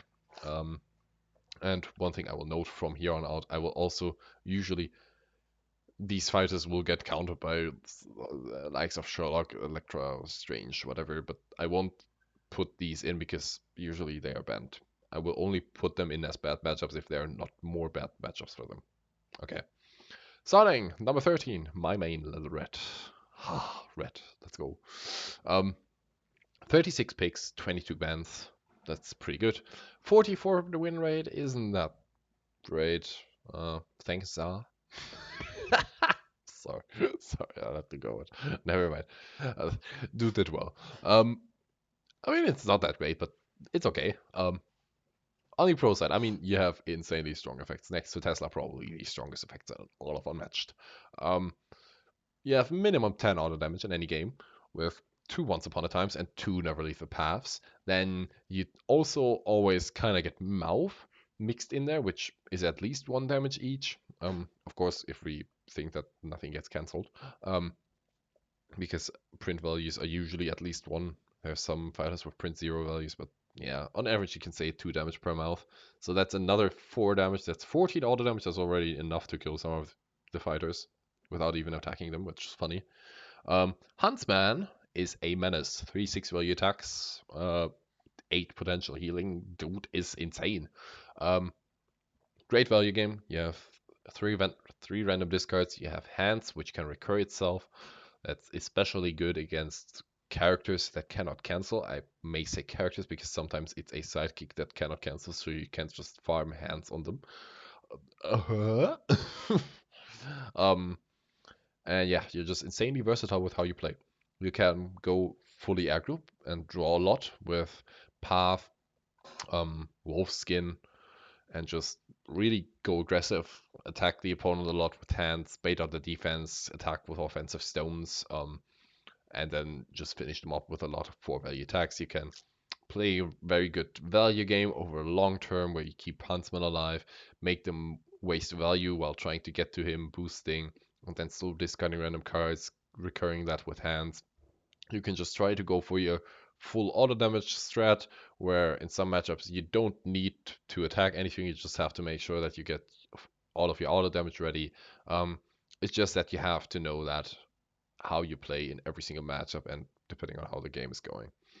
On the con side, Huntsman cannot cancel. That is a big oof.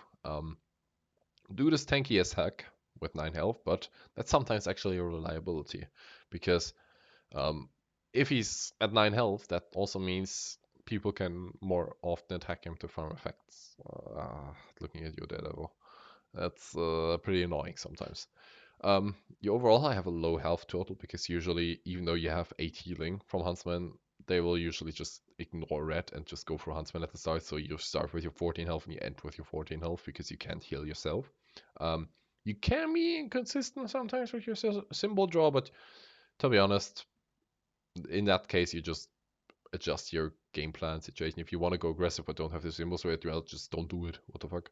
Um, but yeah, I think you're versatile enough to deal with that 9 out of 10 times. Um, yeah, it can happen, of course, sometimes. That's always with like these puzzle characters, but I think red is one of the most consistent ones out of them. You have no movement effects on combat cards, which is pretty important against those combo fighters like Raptors, Bruce Lee, sometimes even Shakespeare. So that can come back to hurt you because you really don't like action gain turns that well. If an opponent goes and attacks you 3 or 4 times in one turn, you also have to align symbols 3 or 4 times, which is pretty hard to do. Um, Usually with two, you're always fine. Um, like you usually always can align 2 symbols somehow after each other. Um, Third one can be tricky, and fourth one is almost undoable in many cases. But that's also not often the case that an opponent can attack you 3 or 4 times, and in that case, you at least know that the fighter is capable of doing that, so you play extra safe. So, yeah, you don't really like it, but you can still handle it. On the good side with the matchups, Widow. Even though she has 5 cancels, you're bound to get enough auto damage. Plus, Widow can't really get rid of Huntsman that easily. Um, so yeah, you can really just slap her to death. Jill, you can very easily kill Daisy with your auto damage, plus Eyes, which was an ignore, which I didn't mention yet. Tesla, you go aggressive. We did a wonderful matchup Monday for that, and then auto damage plus just normal attacks plus Huntsman sixes are enough. I would also say Golden Bat is favorite for you just because of all the auto damage. He doesn't have offensive cancel, so whenever he goes and attacks Huntsman, you just play once upon on defense. You don't really care about the stones or the discards. You just need damage. Once upon on defense, he takes 3, 6 in his face. He takes 1 usually or 3, depending on which card he has. And you can do that at least twice. If you defend with once upon, because Huntsman is tanky, dude is a machine. And yeah, from there on you just auto damage him to death. Yen is one of the most even matchups in existence, but I would still prefer the red side overall, just because I think she is the more consistent winner out of those. Just due to her flexible effects. Like Yen is always scared, whereas red is mostly in control of the game, I would say. At least my experience of the matchup. And then Wukong, I would also say, is probably red favorite, just due to hand cycling, but only slightly. Hand cycling, you have a lot of discards. He can't get rid of Huntsman at all. Like, in basically every Wukong matchup I played, Huntsman stays alive for the whole game, so I get full value out of him, which is just insane. And yeah, hands, hands wins the matchup. Bad matchups are basically only ones that we already covered with Sinbad, Raptors, Houdini, Panther, Settler. Um, just go to those slides and see why they do good against red. And then I would also add Dusa, although Dusa is way more manageable than the top ones above her. I just put Dusa there because I wanted to have an equal amount of good matchups and bad matchups showcased, and I mean, Dusa isn't really that bad for red. Sure, it's annoying to get pinged, and that she has a better fatigue game that you have to approach. But at the same time, she also really doesn't deal with Huntsman that well. The discards are annoying, but you can also just farm hands pretty well again. Plus, she has to always worry about path positioning. Oh, and yeah, things that you can do with path are disgusting. Um, if you're going first on any map against a multi-sidekick character, maneuver, path, pop them all. Or if you can't reach, maneuver, boost, path, pop them all. Or maneuver into the woods, path, pop them all. It's disgusting. The opponent always has the position around that. It's funny. So yeah, Little Red is my main for a reason. She's just cool, and she will probably always stay in the top 20 because her effects are just that strong. Sure, some fighters might give her a bit more trouble at some point, but yeah, I don't think she will ever drop lower. Like, never. She's just that consistent. Good. But then, let's get to one of my favorites again. Wukong! Unga bunga monkey, unga bunga. Yeah. I don't know what's happening to me. I'm sitting here for too long. Yeah, number 12 is Wukong. 40 picks. 70 bans. What the actual fuck? And still a 53% win rate. Do stats say enough? Dude is a menace. You have an insane value game. Like 5 Ox Forms, which is already basically 5 discards, plus 3 Taunting Laughters, which is another 3 discards, plus 3 Jingo Bongs, which is another 3 discards. Huh?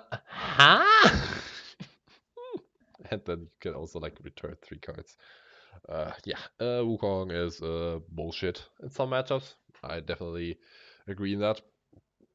Because you have infinite one health sidekick, so any move to melee fighter or just melee fighter overall that has no way of recurring stuff or ping damage, just they may just give up at the start.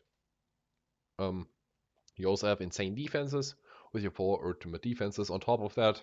So even if at some point someone comes close to you, you can just say, "Hey, I don't take damage." Nice. Then you have 5.7 attacks. Did I mention 5.7 attacks? What the fuck? Of course, the opponent can boost up against that, but they are losing value. So yeah. Cons, no card draw.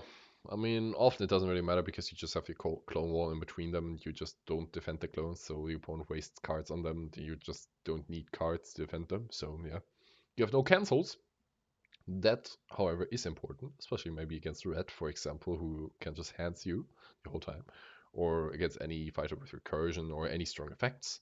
You have low mobility because you, of course, move to melee. And don't really have many movement effects.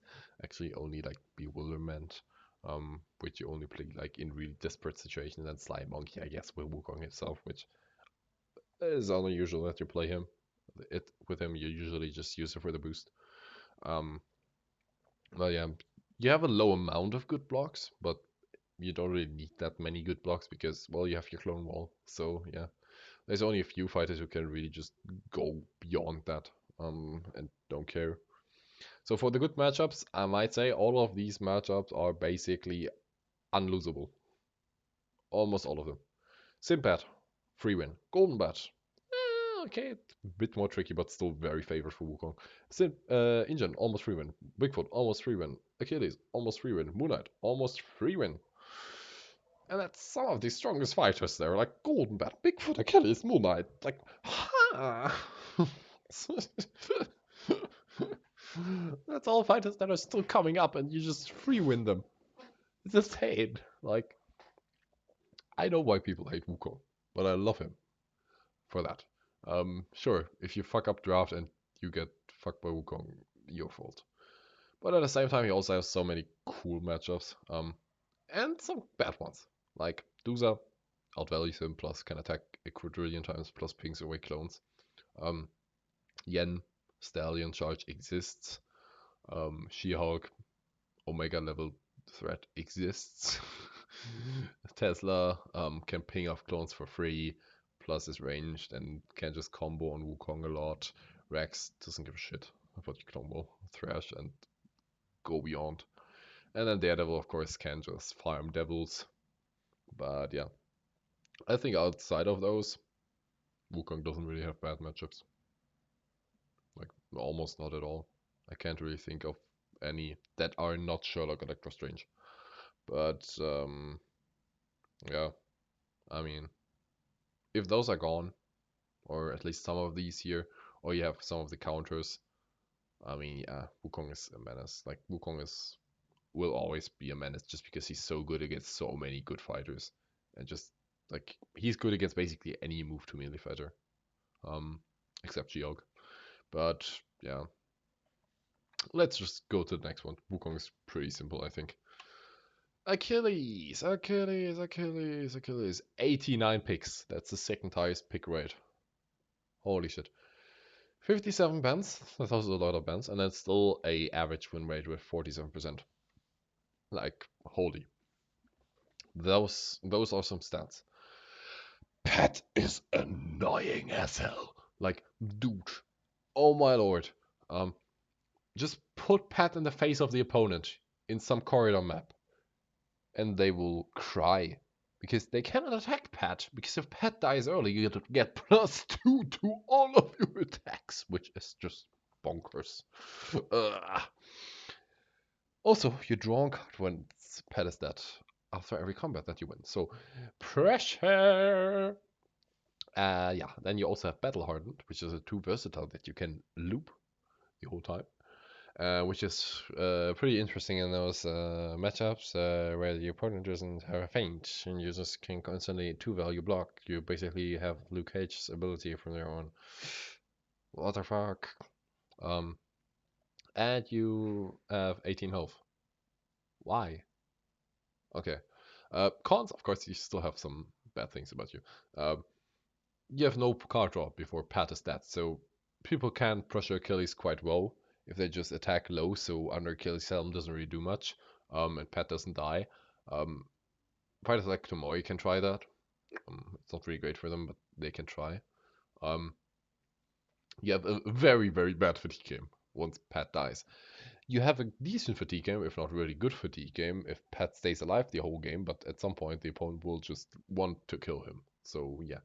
You have 2 self-random discards once Pat dies, and they can really screw you over if that happens at the wrong time. Plus, you only have 6 3 or higher boost values, so 3 3s and 3 4s. So on move 5 center maps, once Pat is dead, if you got to use some of your 3 or 4 boosts before, or some are discarded, I mean, you really just cry because you can't really reach the opponent enough times and then you exhaust.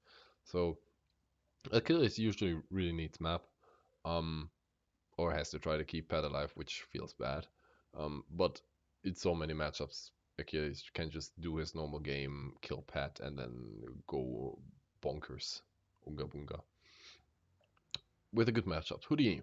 He can just out-tank Houdini, and then slap him to death. She-Hulk, I would also say. He just doesn't give a shit about throwing, he just slaps her.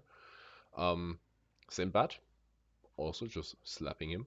Rex, also kill Pat early, put Pat in Rex's face, and then, yeah, slap her to death. Tomoe, I mean, Pat is a menace in that matchup. Tesla, you can forcefully kill Pat due to Tesla's ability, and then slap him to death again. And for the bad matchups, it's the ones that usually just outlive him and then fatigue. Duza, pings each time, discards, move 3, ranged, yay. Wukong, I mean, it's Wukong. Injun is Injun. Yen can usually just outlive him, although on a small map, he can definitely do stuff with Battle Harden if he gets that early, but that's relying on having one card really, really early. I would say overall it's still pretty good for Yen. Drak can just fatigue you again, and also Invisible Man. So yeah, those are like your really bad matchups. Everything else is even or favorite for you, probably. And Moon Knight. Sorry, that had to go out. Yeah, number 10, Moon Knight. He only got 19 picks. He also got 19 bans. And he got a 74% win rate in Summer of Legends. What the actual pepperoni, man? Dude's win rate is better than, I don't know, Electra, Straight, Sherlock, Moon Knight of P. Let's go. Um, yeah, I mean, you have insanely high attacks for Khonshu. Because it's Khonshu. Khonshu also ignores non-combat damage, so... Hey, free fatigue damage! Woohoo! We don't take that. I don't know why I switched to kind of Italian when talking about an Egyptian superhero. I don't know. You also have great defense with Mr. Knight and then great mobility with Moon Knight, but as you see, yeah, it just depends on the cycle. That's the only like kind of con you have. It's a forced cycle, so the opponent always knows when you be in what form. You can mess with that a bit, but it can be exploited. But of course, you can also just play around it. And if you just know what you're doing with Moon Knight, you can if you just like manage him well. I don't think he has any big flaws. Um, you technically have low card draw, um, but again, you can just draw two from the four versatile. You can draw one on the blue three.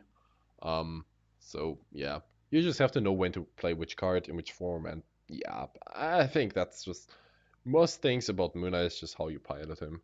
Um, you don't have that many great defenses as Moon Knight himself, but you of course know that, so that's why you always back off when you get into Moon Knight form. The opponent, of course, always tries to uh, capitalize on that. But yeah, good matchups. Doctor Strange, you're one of the best matchups into Doctor Strange, which is pretty important because dude is insanely strong.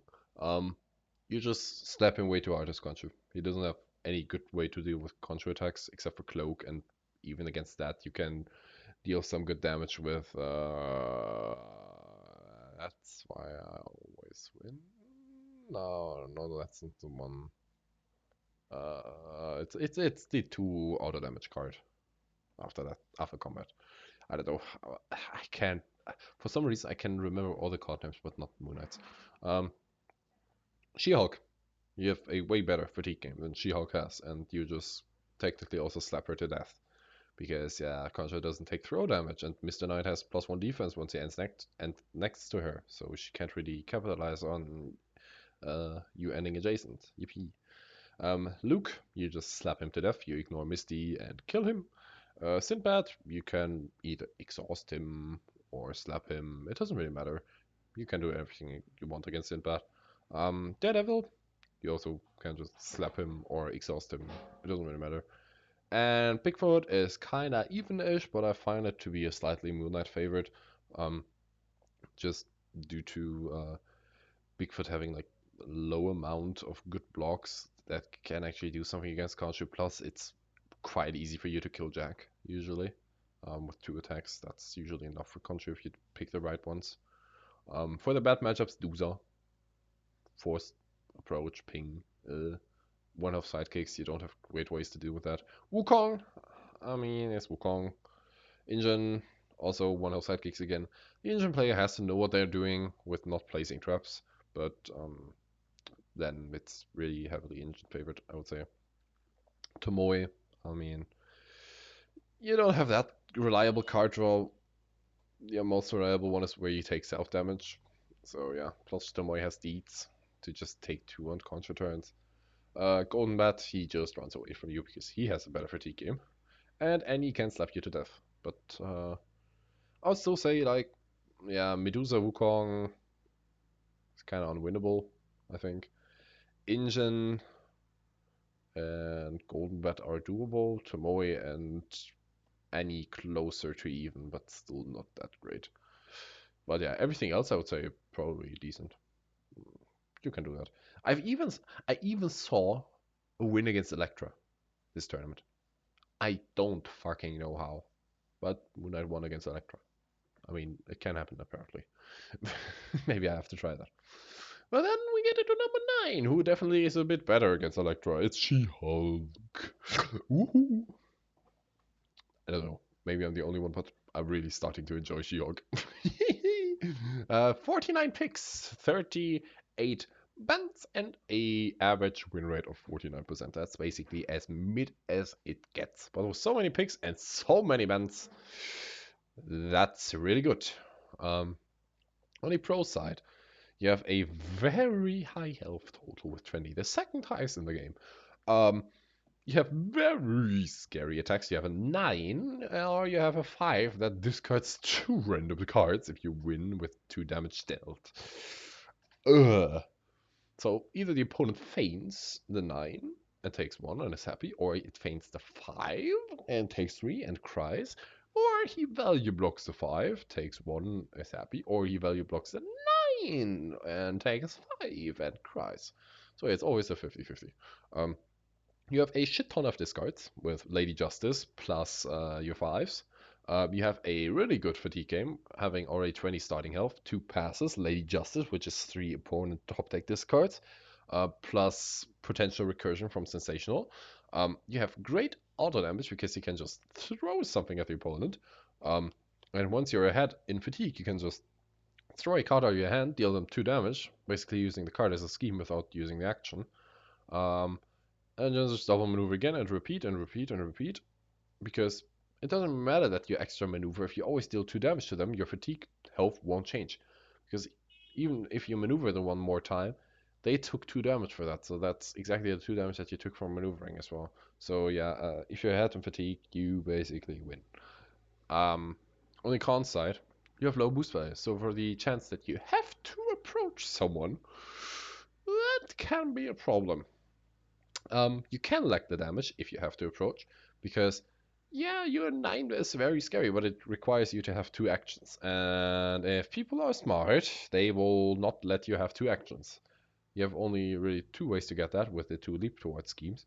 But then they just faint. Yeah, sure, you play your 5, it's 3 damage each, but then you won't be able to use your 9 at all. And you would have maybe gotten some random cards out of the 5. But yeah, you can definitely lack the damage if you have to approach. You also have no movement effects on combat cards, which can be bad in some cases, looking at you Raptors, um, where you don't want to get attacked again. But I mean, usually you don't really care because you have enough health, you have enough draw, but it can be bad. For the good matchups, Black Widow, free win. Houdini, free win. Wukong, pretty good. Um, Drag free win, Rex free win, Titania, pretty good. Um, yeah, Widow, you just throw her to death. Houdini, infinite random discards. Wukong, infinite random discards. Dracula, infinite random discards. Rex, infinite random discards. And Titania discussed it earlier. For the bad matchups, I would say Golden Bat, because Golden Bat can just run away from you. Sherlock, because Sherlock can just run away from you. Doctor Strange, because Strange can just run away from you. There you see where I actually put in the top fighters at this time, because She-Hulk doesn't really have many counters. I would say Achilles. Achilles can just slap you to death and don't really care about the throws. He just has to watch out for Omega killing Pat, and then he's fine. Moon Knight has a better fatigue game than you, and Jill has a better fatigue game than you. So She-Hulk only really doesn't like the fighters that have a better fatigue game, and I might say that the Achilles, Moon Knight, and Jill matchups are still pretty even-ish. I would say they're slightly unfavored for She-Hulk, but only slightly. Yeah. The only really bad matchup she has is the 3 above and maybe Raptors. But that's kinda it. So yeah. Basically, if She-Hulk has to approach, she's shit. If you have to approach She-Hulk, which usually is the case, she is really fucking strong. And that sums up the A plus tier. And now we get into the big boys. These fighters will usually be banned in most tournaments. Or if they are not, you should take them. Pick them. They will usually be the best pick. They only really have 2 or 3 meta-relevant counters, usually. And they always dictate the draft in a certain direction. Like, if you pick one of them, you just shut down 1/4 of the characters. Usually. Um, Let's start with Tesla. Tesla. I'm a very big Tesla enjoyer. And you see from the stats, 80, not 80, 58 picks, 57 bans, and still a 57% win rate. What the actual pepperoni? Um, yeah, that's insane. Why that's the case? I mean, pros, you have insanely strong effects, just like Riddle Red. Like you and Red have the same, like the strongest effects in the whole game. You have insanely high attacks, insane combo potential with your 7 hertz. You have great card draw, which is also like the biggest thing that you need in the deck. With experimentation as your best card, just drawing 3 in 1 go, it's just brrr. You have really good mobility. Um, just due to having remote control, repulsion blast, plus being a ranged fighter. Plus you have really good boost values. Um, then you have great auto damage with either your ability or lightning storm. And you basically have it all. You technically also have 6 basically random discards, 3 of which are top deck from X-ray, and then 3 random discards from repulsion blast. So you can kind of do it all. You can just go really super aggressive with a lot of card draw and really slap the opponent to death with some 7 hertz action gain shenanigans. You can play a mean value game with something like, yeah, the top deck discards and just random discards, and then just keep your coils for the adjacent ping, and then only use 1 on attack to have 2 on defense the whole time. You have your ignores. You can also just really play fatigue at some point when you attack a lot, the opponent had to maneuver a lot. You can just back off. You have still 3 top deck discards and chill.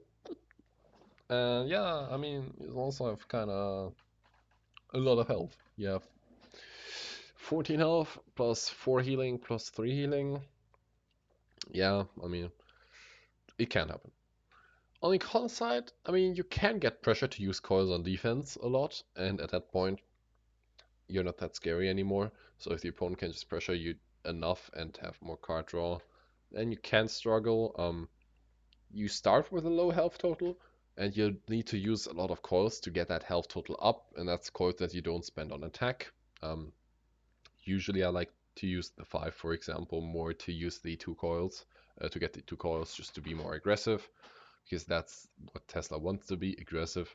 But yeah, he doesn't like action gain turns on defense, just like Little Red, because, or maybe even worse than Little Red, because, I mean, he always has to spend coils to get effects, because most of his cards don't have effects without coils. So after 2 attacks, you won't have any more effects on your cards, which is of course really bad, because from now on you're usually playing with blank 3s.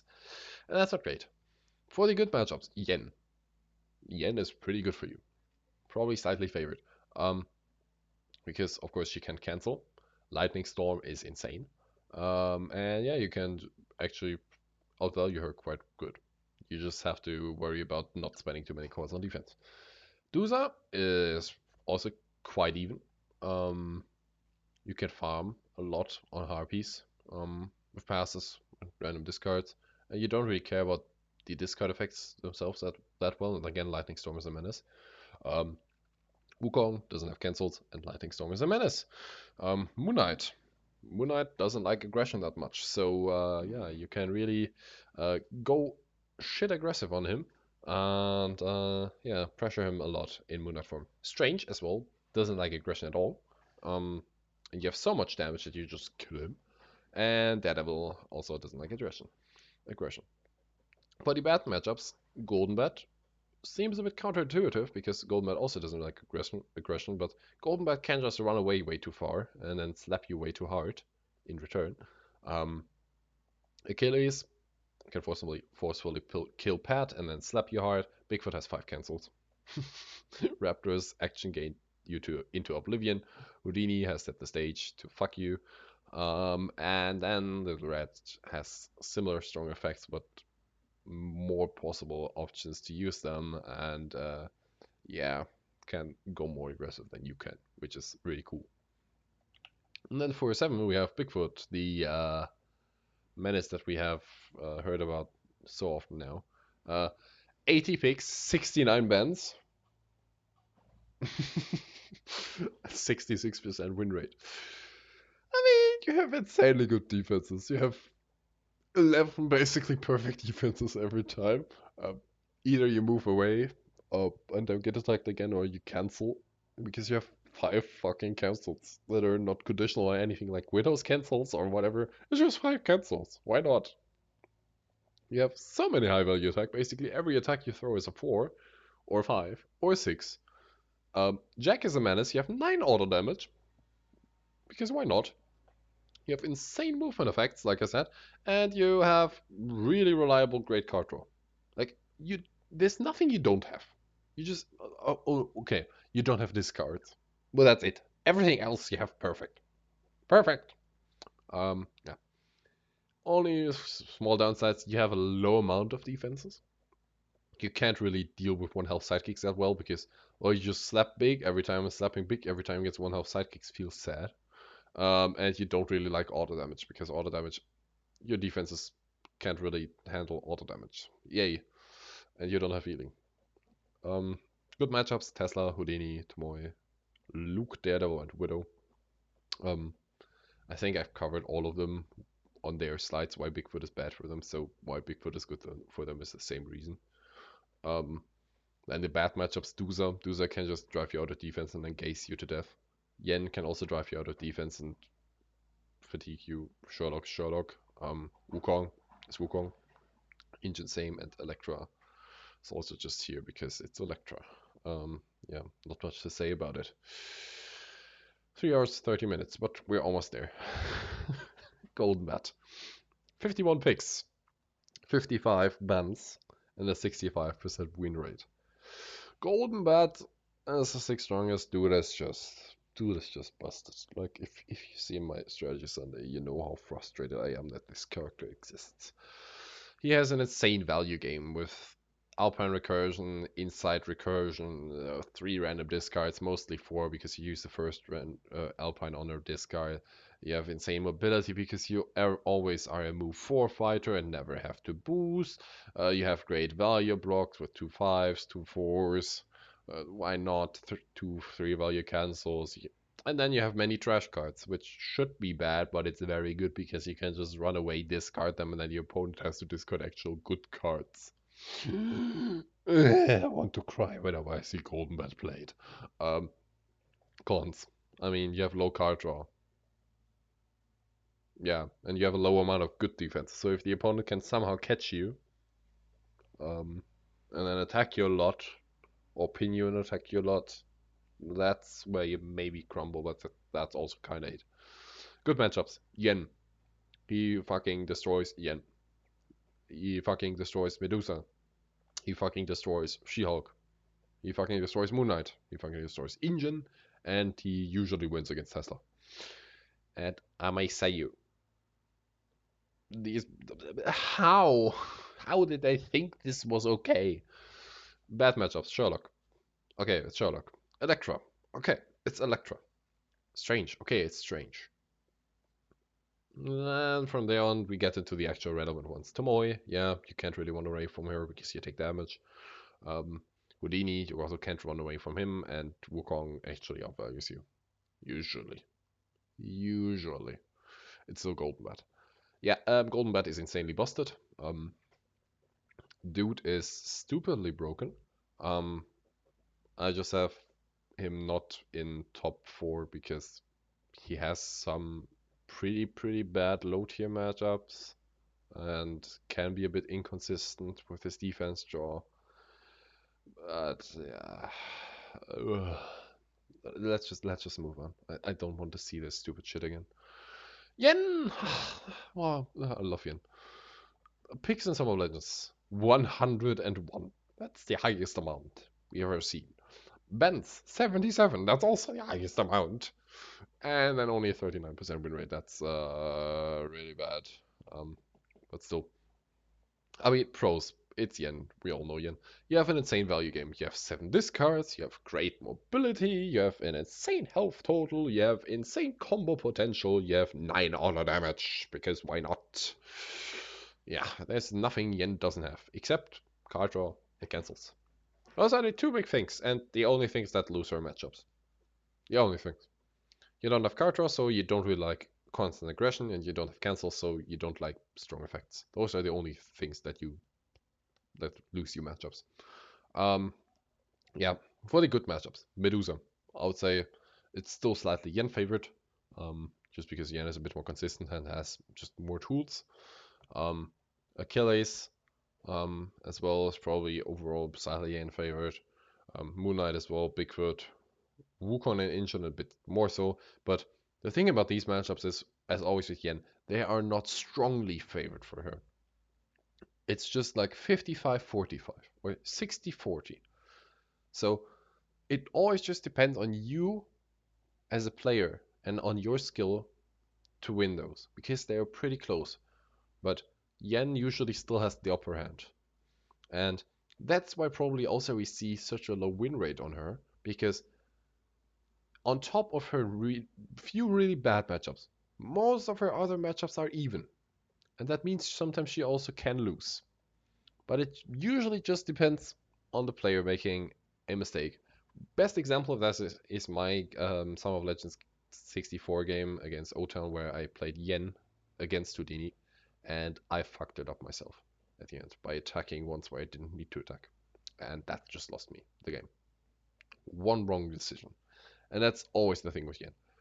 I would have definitely won that if I wasn't stupid. So with Yen, the matchups are always quite close, but she basically always has the upper hand. Like I feel comfortable playing Yen into every single fighter that is not on the right on the matchups, which is Golden Bat. Just talked about that. He can just outvalue her, which is stupid. Sinbad, which is Sinbad. It's one of the most one-sided matchups in existence. Mary can just really aggress her and stay on 3 action turns. Daredevil farms devils, and Electra is Electra. I think I'm comfortable playing Yen to every single one that's not on this list. So, yeah, Yen for me has to stay in top 5. I've seen people put her in B tier, and I just don't know what they are smoking. What the hell? Um, just because the win rate dropped. Yeah, of course, not everyone is perfect with Yen, because Yen is really tricky to play perfect. You have to know exactly what you're doing. Um, you have to know the fundamentals of a match to perfections. To perfection, you have to basically, if you're sleeping and I wake you up and ask you, where do you go on this on Memorial as Yen and position yourself that you can always reach in one maneuver? You have to instantly say me, okay, one archer in the top middle in the try zone in the white, and then Yen somewhere in the towers on the bottom. Okay, nice. It's just simple things with Yen always that you lose your matchups, and it's usually avoidable things. And yeah, for me, she still has one of, if not the best matchup spread out of the normal fighters. Um, since Mary doesn't get played enough, and Electra is usually banned, and Bat is usually banned, that only really leaves Sinbad and Daredevil as bad matchups that you somehow have to get rid of in the pre-bans or counter yourself by maybe picking something like Injun. And yeah, then you're good. Like from there on, you just basically win almost everything. And yeah, that's Yen for you. I don't know how people think she has dropped. I definitely disagree with that. But yeah, let's move into the top 4, which is the last 4 fighters, the S plus tier. Here you have the almost fully finished tier list. We're almost done. As you see, there has been one change. Yeah, Yen isn't in top 4 anymore. He has dropped the 1 spot. And that's just due to the low win rate right now. And yes, I have to say, fighters like Tesla, Golden Bat, Joe, uh, they made her life a bit more difficult. So she isn't that perfect great anymore. It has become a bit tougher for her. But now going into the S plus tier, these are the best fighters in all of Unmatched. Just do yourself a favor and fucking ban them in every single tournament. If you don't ban them, please have a possible. Have all the possible counters for them in your lineup, or just pick them yourselves. Please. And even if you have the counters, don't rely on winning against them because they sometimes still win against their counters because they're so stupidly broken. Yeah. Number 4, Dusa. Dusa is finally in top 4 again. Holy. Yeah. Picks and some 11s, 50 buns, 58. Win rate, 59%. Yeah, pros. You have an insane value game. You have 6 discards, which is really, really good. You have 3 damage with pings whenever the opponent has to approach you, which is almost always the case because the fatigue game is just bonkers. Um, so yeah, you basically get 1 free damage every single turn. You have great mobility, being a move 3 ranged fighter with 3 1 health sidekicks plus dash effects, and then Harpy has movement. Yeah, and then you also have good card draw with card draw on regroup. You have card draw on snipe, and then the opponent discards a lot. So yeah, what is even bad about Dusa? Your low amount of defense. Yeah, sure, you only have 12 defenses, but when does the opponent even get to attack Dusa that often? Because she can body block with her harpies really well. She has 6 discards. The opponent is already scared about entering her zone because of the ping. So, like, the low amount of defenses doesn't really matter that much. Um, your good matchups is basically everyone. Um, Most notably Achilles, Bigfoot, Moon Knight, Wukong, Red, and Houdini. And they're actually pretty heavily Dusa favored, I would say. Um, The only bad matchup's Golden Bat because he cannot value you and just run away. Yen is kind of evenish, but probably slightly Yen favored, just like I said before. Daredevil can farm stuff on you, and then Strange. Yeah, it's Strange. And yeah, everyone else is even or favored for you. Even Sherlock or Electro, I would say you're even with, probably. You can definitely handle them. It's not that you want to play against them, but you're also not really scared about them.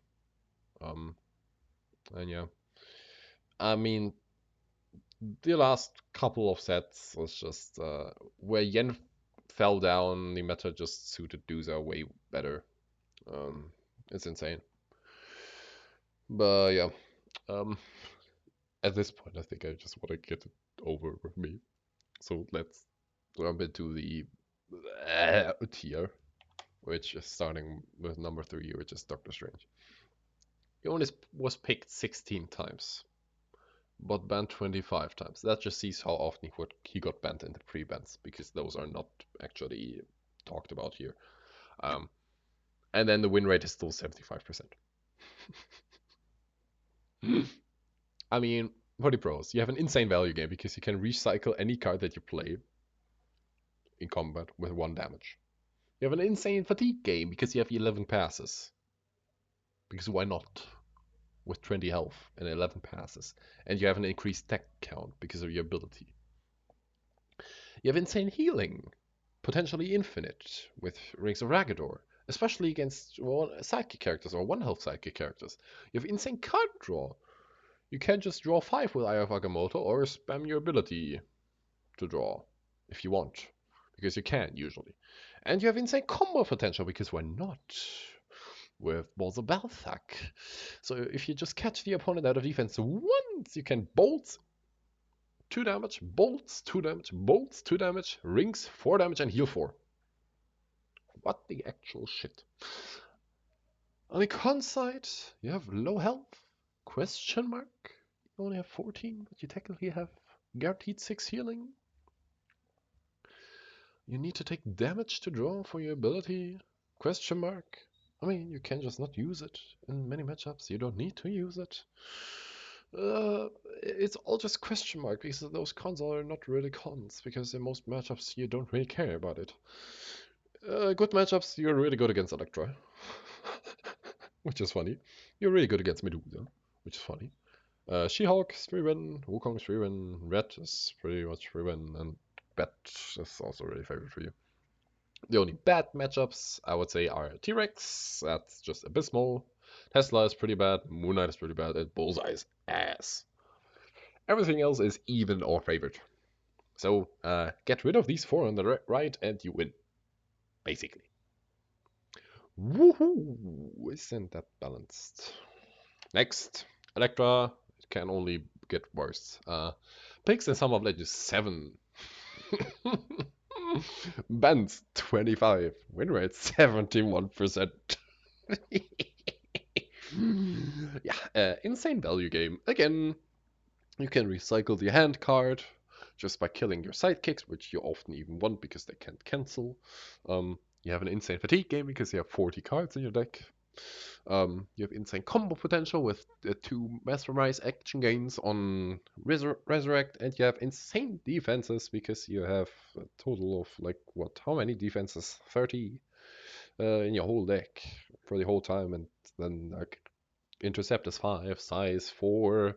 You have movement cancels. You have Snake Root Clan, which just says I don't take damage. It's so stupid. Cons, hand can cancel. That's actually a big one. That's also why you want to get rid of them in many matchups. And you have no card draw, but that doesn't matter because if you have 4 1-off sidekicks, you're just running away the whole game anyways. So yeah, good matchups. Yes, I won't list them up. You basically win against everything, or are even worth everything that's not on the right. Bad matchups. Luke is one that gives you trouble. You can still win it by killing up your hand yourself. On Misty, for example, and then trying to use both sixes on first life and then playing the other two on second life with a resurrect combo. Or not with a resurrect combo because you played them on first life, but like with mesmerizers. Rip out his good defenses and then play two sixes and win. Strange. He would just farm sealing on you, and Panther can steal your cards to purposely decrease your deck when you resurrect. And yeah, that's the only three matchups I don't really like. Although the Luke one is probably more on the even side. Just depends on your draw. But yeah, good matchups is just everything else, basically. The moment when you're only afraid of 3 fighters in the whole game. It gets only worse. Let's go, last one. Number 1 is Sherlock. Who would have thought? The stats actually are funny. He got picked 11 times. He was banned 36 times, and he actually only won 45% of his games. Like, huh? This doesn't reflect how stupidly broken he is. Um, I mean, Pro's insane value game. You have 5 chosen discards, basically. You have 5 cancels. You have an insane fatigue game with, what, 9 passes. You have insane defenses with 5 cancels, then 3 times deduce. You have counter punch, which is just already 6 auto damage, and then, like, confirm is also already auto damage, and then there's like no another master of disguise with just auto damage. Like usually you get like 13 auto damage with Sherlock with 5 cancels, and you don't take damage, and you have way too much HP, and then you have 4 healing. But you have almost no draw, yeah, but who the fuck cares if you discard 5 cards from your opponent and don't take damage? You have not many defenses. Okay, touche. If an opponent can constantly attack you, that's yeah, well, it doesn't happen. Good matchups, yes. Again, just yes. Bad matchups. Titania, I mean, yeah, she free wins, but yeah. Houdini, you can still win by discarding like his key cards, big reveal, and then set a stage. If you discard only 2 of those in total, yeah, you win. Raptors, you can also still win that one if you just body block well with Watson and yeah, just run away and chill. It's not that those are bad. I think only the only one I'm really scared of is Titania. The other ones are just still doable. Yeah, that's Sherlock for you. It's so it's so stupid. Please don't make any Sherlocks ever again. But yeah, that's the full tier list. We're finally done after 3 hours and 15 minutes, basically. How naive I was to think this was going to take only 2 hours. uh, yeah, thank you for watching. Feel free to write questions in the comments.